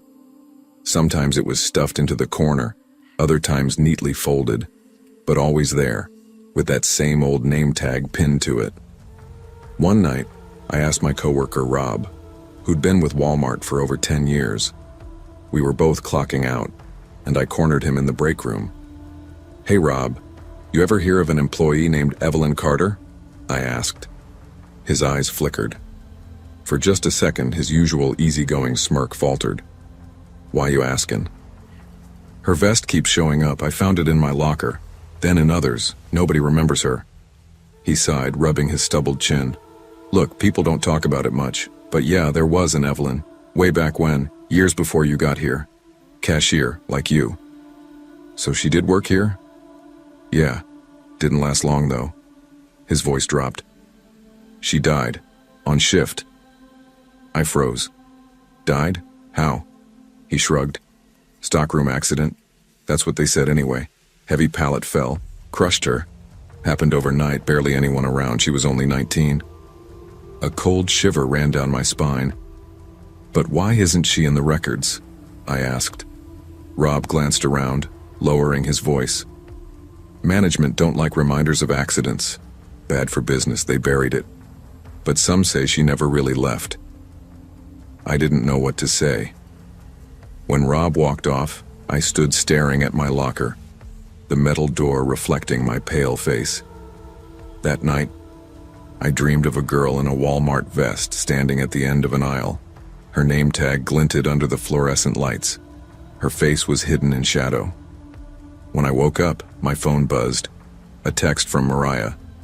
"Hey, you'll think I'm crazy, but Evelyn's name tag was in my locker tonight. Did you put it there?" I didn't reply. After Mariah texted me, I knew it wasn't just me seeing things. Evelyn Carter's presence was spreading. The next week, more co-workers started talking. A stalker named Jerome swore he heard a girl humming in the break room after closing, even though he was alone.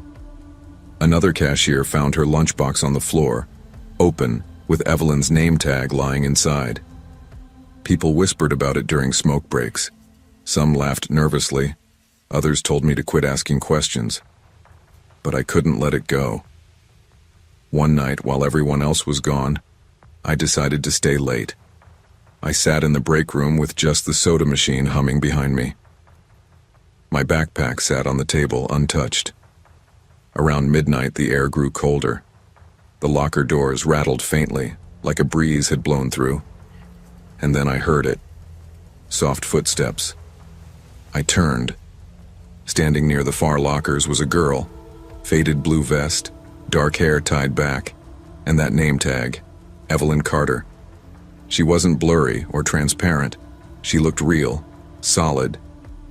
"Evelyn," I whispered. Her head tilted slightly, her eyes wide, her mouth trembling like she wanted to speak.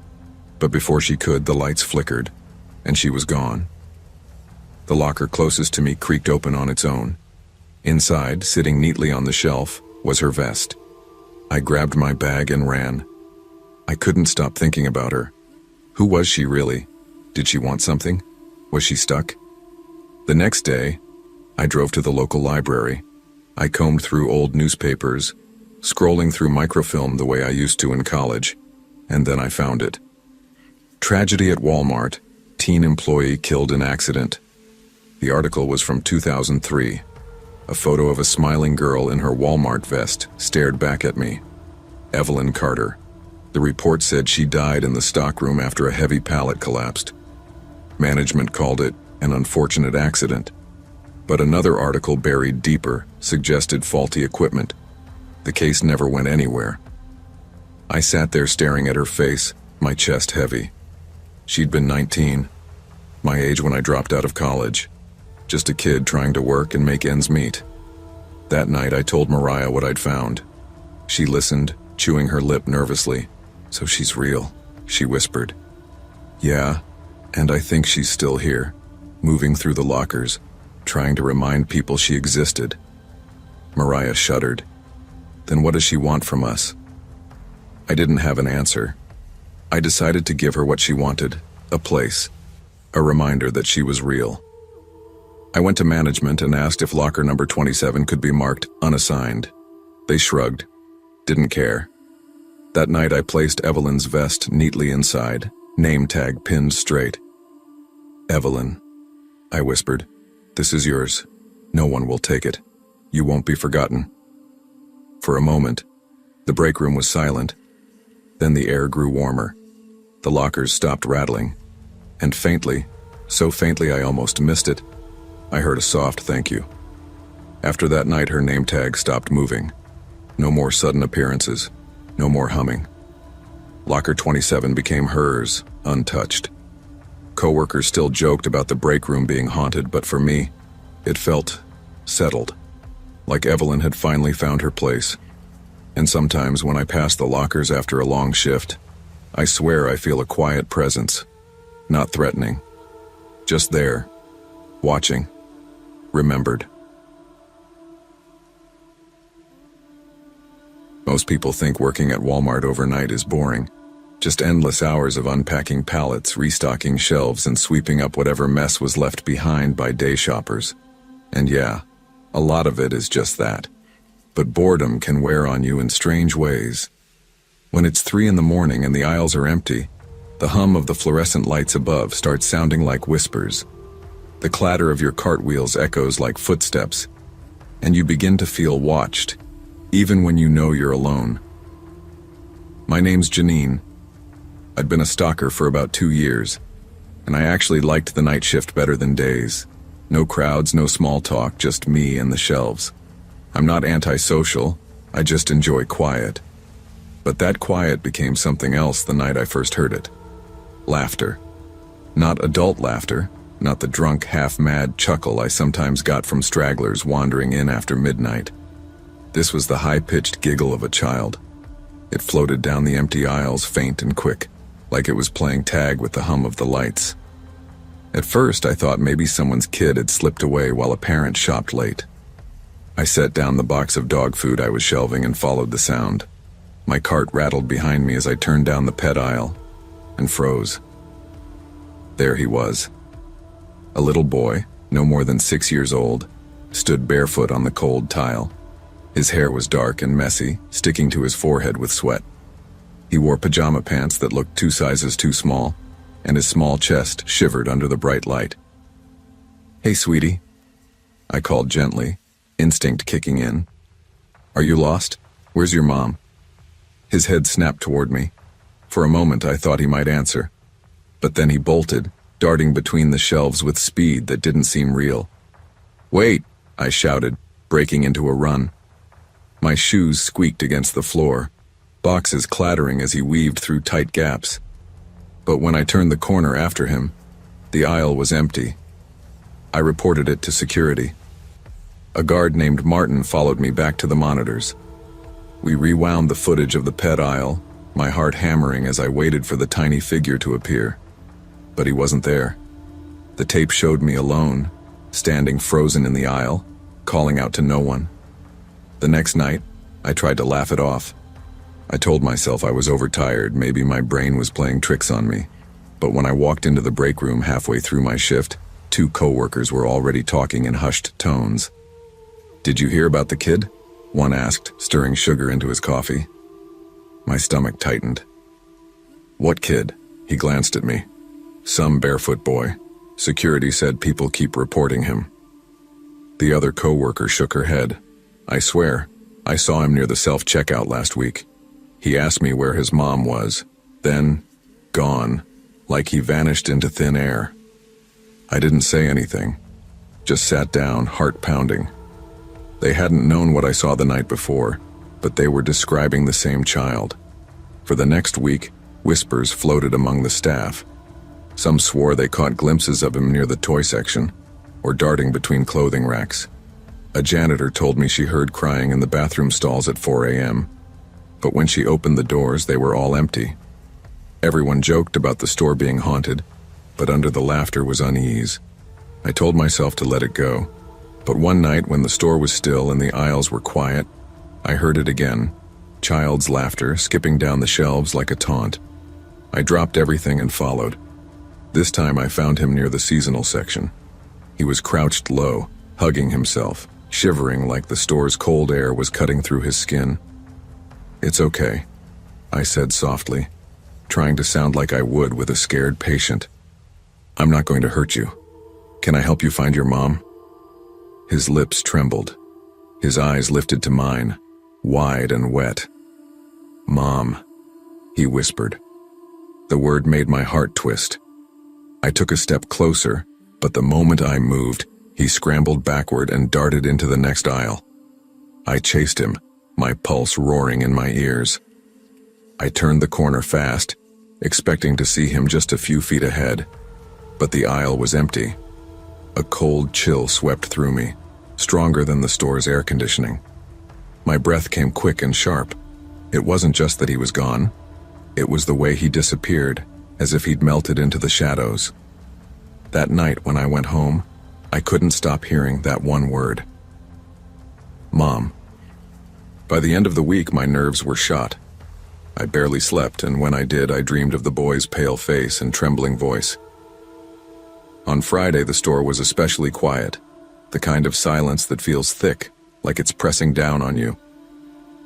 Around 3 a.m., I heard it again. Laughter. This time it came from the back near the stock room. I gripped my box cutter in one hand, flashlight in the other, and pushed through the swinging double doors. The stockroom smelled of cardboard and dust. Pallets were stacked high, shadows bending between them. And there he was, standing barefoot on the concrete, staring at me. "Please," I whispered, my voice trembling. "Tell me who you are. Why are you here?" His lips parted. For the first time, he spoke more than one word. "Find her." Then he bolted, weaving between the pallets. I ran after him, heart hammering, flashlight beam bouncing wildly. He disappeared around a corner. When I caught up, the space was empty, except for one thing lying on the ground. A photograph. I bent down, my hands trembling as I picked it up. The breath caught in my throat. It was me. A photo of me at 6 years old, barefoot, shivering. I sat on the stockroom floor, clutching the photograph like it might burn me. My own face stared back, the same age as the boy. Same messy dark hair, same trembling lips. I staggered to my feet and stumbled into the break room, photo still in hand. When I showed Martin, the guard, his face went pale. "Where'd you get this?" "The stockroom," I whispered. He shook his head. "That doesn't make sense. That's you. How could it be here?" I couldn't answer. The boy stopped appearing to anyone else after that night. No more whispers, no more sightings. But sometimes, when I'm shelving alone at 3 a.m, I feel it, the same presence, watching. Not threatening, just lost. And I know the truth even if I can't explain it. The boy wasn't a ghost haunting Walmart. He was a memory haunting me. Maybe some part of me. The child who lost her father in a sudden accident. The child who grew up too fast. The child who never stopped feeling abandoned. Maybe she had been waiting for me all along. The past doesn't disappear just because we grow up. Sometimes the things we bury, grief, fear, childhood pain, find ways to resurface. The boy in the aisles wasn't there to scare me. He was there to remind me that you can't outrun the parts of yourself you've left behind. Healing only begins when you face them. Working security in a 24-hour Walmart isn't glamorous. People think it's all about catching shoplifters stuffing DVDs into their jackets or chasing teenagers who grab cases of soda and bolt for the door. Truth is, most of my job as a loss prevention officer involved sitting in a chair for hours, staring at grainy black and white security feeds. My name's Marcus, 32, been with the company just under 5 years. I started out stocking shelves, but when the loss prevention spot opened, I jumped on it. More pay, steadier hours, less heavy lifting. I thought it would be easier. But easier doesn't always mean better. The overnight shift can play tricks on your mind. The store has this way of feeling alive after dark.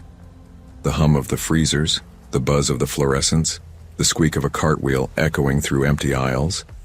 It gets under your skin. And then there's the fact that almost nobody shops at 3 a.m. except the occasional trucker or insomniac. That's why I noticed him. Tall guy, long trench coat. Always appeared after 2 in the morning. He wasn't just wandering, he drifted. Electronics, then grocery, then frozen foods, and finally toys. He never bought anything, never went through checkout, never left the building, not on camera anyway. At first I thought I'd missed him slipping past the cameras. Blind spots exist no matter how well you set up the system. But after weeks of watching, the pattern became clear. He came in, walked, vanished. No exit, no trace. I started keeping a notebook, jotting down times and dates. By the 4th week, the sightings were exact. 3 nights apart, always in the same order. It was like he was on a loop. I mentioned it once to a coworker, Eddie, during a smoke break. He laughed. "Man, you've been staring at those screens too long. You're seeing things." But I wasn't. I knew what I saw.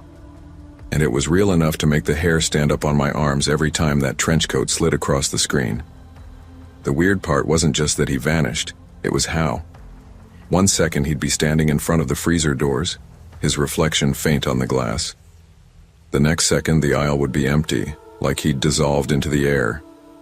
I tested the cameras, replayed angles, checked timestamps. It wasn't a glitch. Everything else on the feed ran smoothly. Employees stocking, janitors pushing floor polishers, the rare customer buying cough syrup at 3 a.m. The system didn't skip. Only he did. One night I stayed late after my shift, scrolling through hours of old footage. My eyes were burning when I saw him again. Electronics section. Staring at the rows of flat screens, his reflection showing up faintly on the demo TVs even though none were plugged in. I leaned in close, squinting at the monitor. His face was always obscured by the shadow of his coat collar. Not once in weeks did I get a clear look. That night, I made a decision. I was going to see him with my own eyes. When I told Eddie, he shook his head. "You're out of your mind. If it's some creep messing with us, call the cops. Don't go chasing him." But this wasn't about chasing a shoplifter anymore. This was about knowing the truth. So, the following Thursday, 3 nights since his last appearance, I took my radio and flashlight and walked the store floor at 2:30 a.m. The aisles were dead quiet, the overhead announcements muted for the night. My footsteps echoed. And then I saw him. Toy aisle. Standing perfectly still. His coat hung heavy, brushing against the cheap linoleum tiles. My mouth went dry. "Hey!" I called out, trying to sound authoritative, though my voice cracked. He turned his head slightly, then moved around the corner. I sprinted after him. The aisle was empty. My heart was still hammering when I ran back to the security office. I rewound the footage, hands shaking. There he was, tall man in the trench coat, standing in the toy aisle just like I saw. He turned the corner, but when I followed on camera, I wasn't there. The feed showed him moving, the toys lined up neatly, shadows stretching across the floor. But the spot where I should have been, running after him, was empty. I played it again and again. Same result. He was there. I wasn't. I rubbed my eyes, wondering if I was losing my mind. Maybe I'd fallen asleep on my feet. Maybe I hallucinated. But the sick twist in my gut told me otherwise. The next day I told Eddie. He gave me a look I'll never forget. Half pity, half fear. "Marcus, don't tell anyone else that. You'll get written up for messing around with footage. Management don't like ghost stories." But I knew what I saw, and what the cameras didn't see. That night I started carrying my phone with me, snapping quick photos of the monitors whenever he appeared. I needed proof. Only problem? Every photo came out blank. Empty aisles. By week 6, I couldn't sleep. Every time I closed my eyes, I dreamed of him. The trench coat, the silent drifting through aisles, the way he'd vanish like smoke. But in the dreams, it wasn't Walmart anymore. It was my own house, my hallway, my kitchen. He was there, standing still, watching. I started dreading shifts. My stomach twisted every time I sat down at the monitors, and yet I couldn't stop watching. One night, just past 3 a.m., the cameras flickered. For a second, every screen went dark. When they came back, he was on all of them.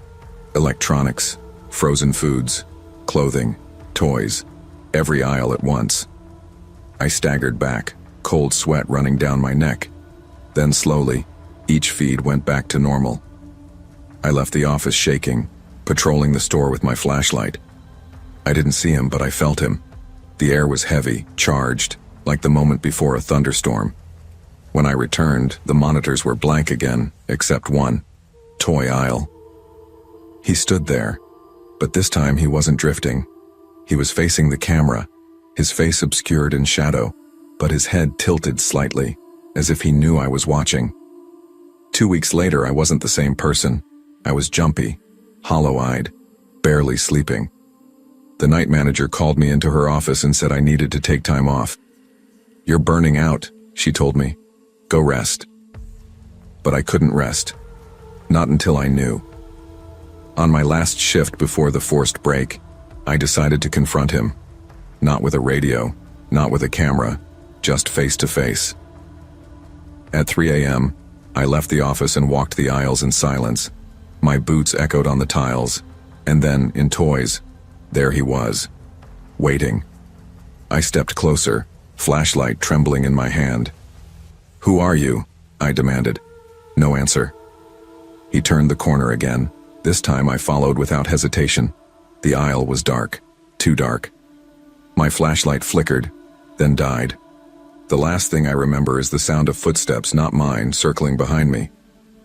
When I woke, it was morning. I was lying in the break room, coworkers shaking me awake. They said they found me passed out, flashlight on the ground. But when I checked the cameras later, the feeds told a different story. The trenchcoat man was there, gliding through the aisles. And me? Just like before. I wasn't on the footage at all. I used to feel safe in my routines. Every Thursday, like clockwork, I'd head to Greenridge Mall after work, wandering through the department stores while grabbing a latte from the corner cafe. It was my little escape from the cubicle life, a quiet hour of pretending I wasn't answering emails, fielding calls, and thinking about bills. I'm Rachel Miller.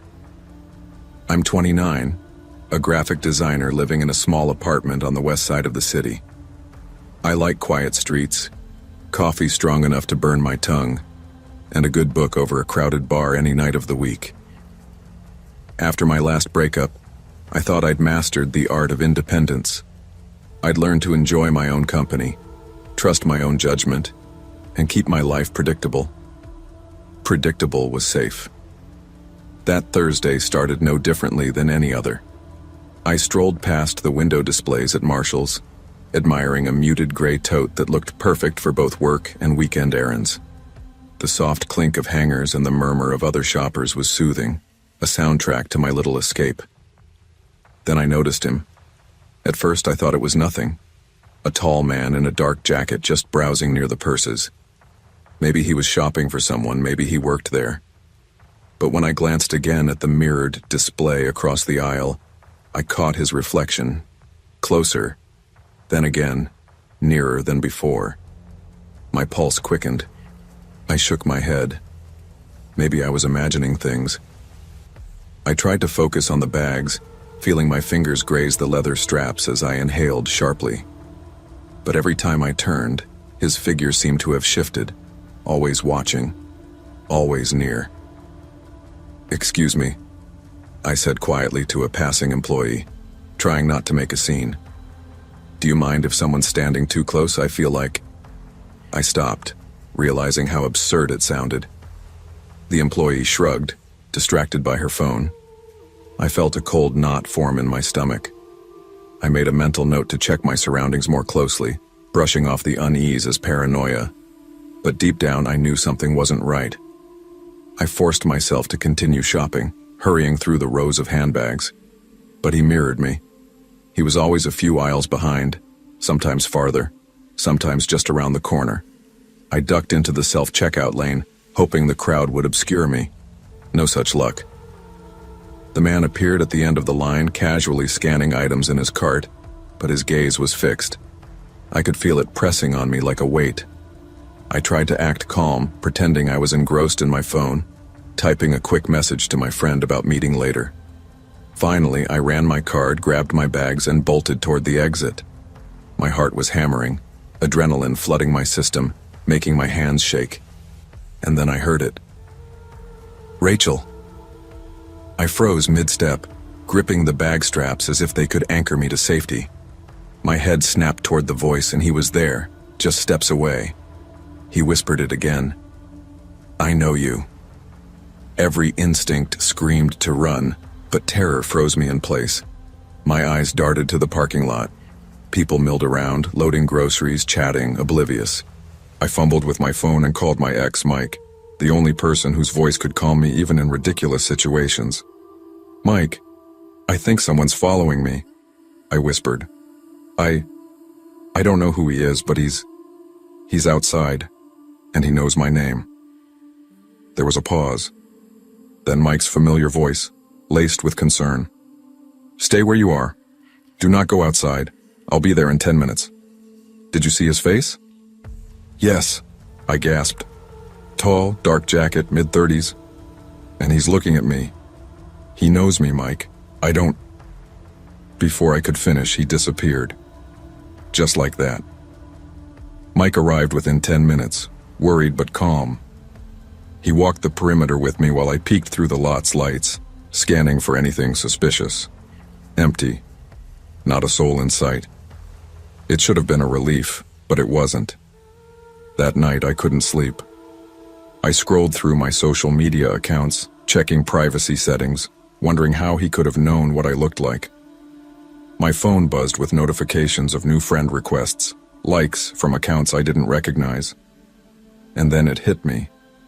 One of those accounts had photos I'd only posted on private settings, pictures he shouldn't have been able to see. I called the police, explaining everything, showing screenshots, timestamps, and messages. The officer listened, nodding politely, but the words that followed made my blood run cold. "Ma'am," he said, leaning back in his chair, "there's no proof he's done anything illegal. Stalking is tricky. You have to catch him in the act or threaten you directly. Until then, there's not much we can do." Not much we can do. Those words echoed as I lay awake that night, heart thundering in the dark. Over the next weeks, the fear followed me like a shadow. Every time I entered a store, I checked behind me. Every streetlight felt insufficient. My apartment felt smaller, more exposed. I discovered he'd been following me online for months, tracking my posts, learning my routines, memorizing where I went. It wasn't just a chance encounter, it was methodical, deliberate. One evening as I walked to my car, the hairs on my neck stood on end. The same sensation, eyes on me. I spun around, and for a split second I swore I saw him, leaning against a lamppost across the street. He wasn't close enough to grab me, not yet, but the image alone made me freeze. I realized that fear was no longer just about being followed. It was about being powerless to stop it. I refused to live in constant terror. I changed routines, varied my routes, installed extra locks and cameras in my apartment. I reported every suspicious account online. I even took a self-defense class. But most importantly, I learned to trust my instincts. If a feeling told me something was wrong, I didn't argue with it. I acted.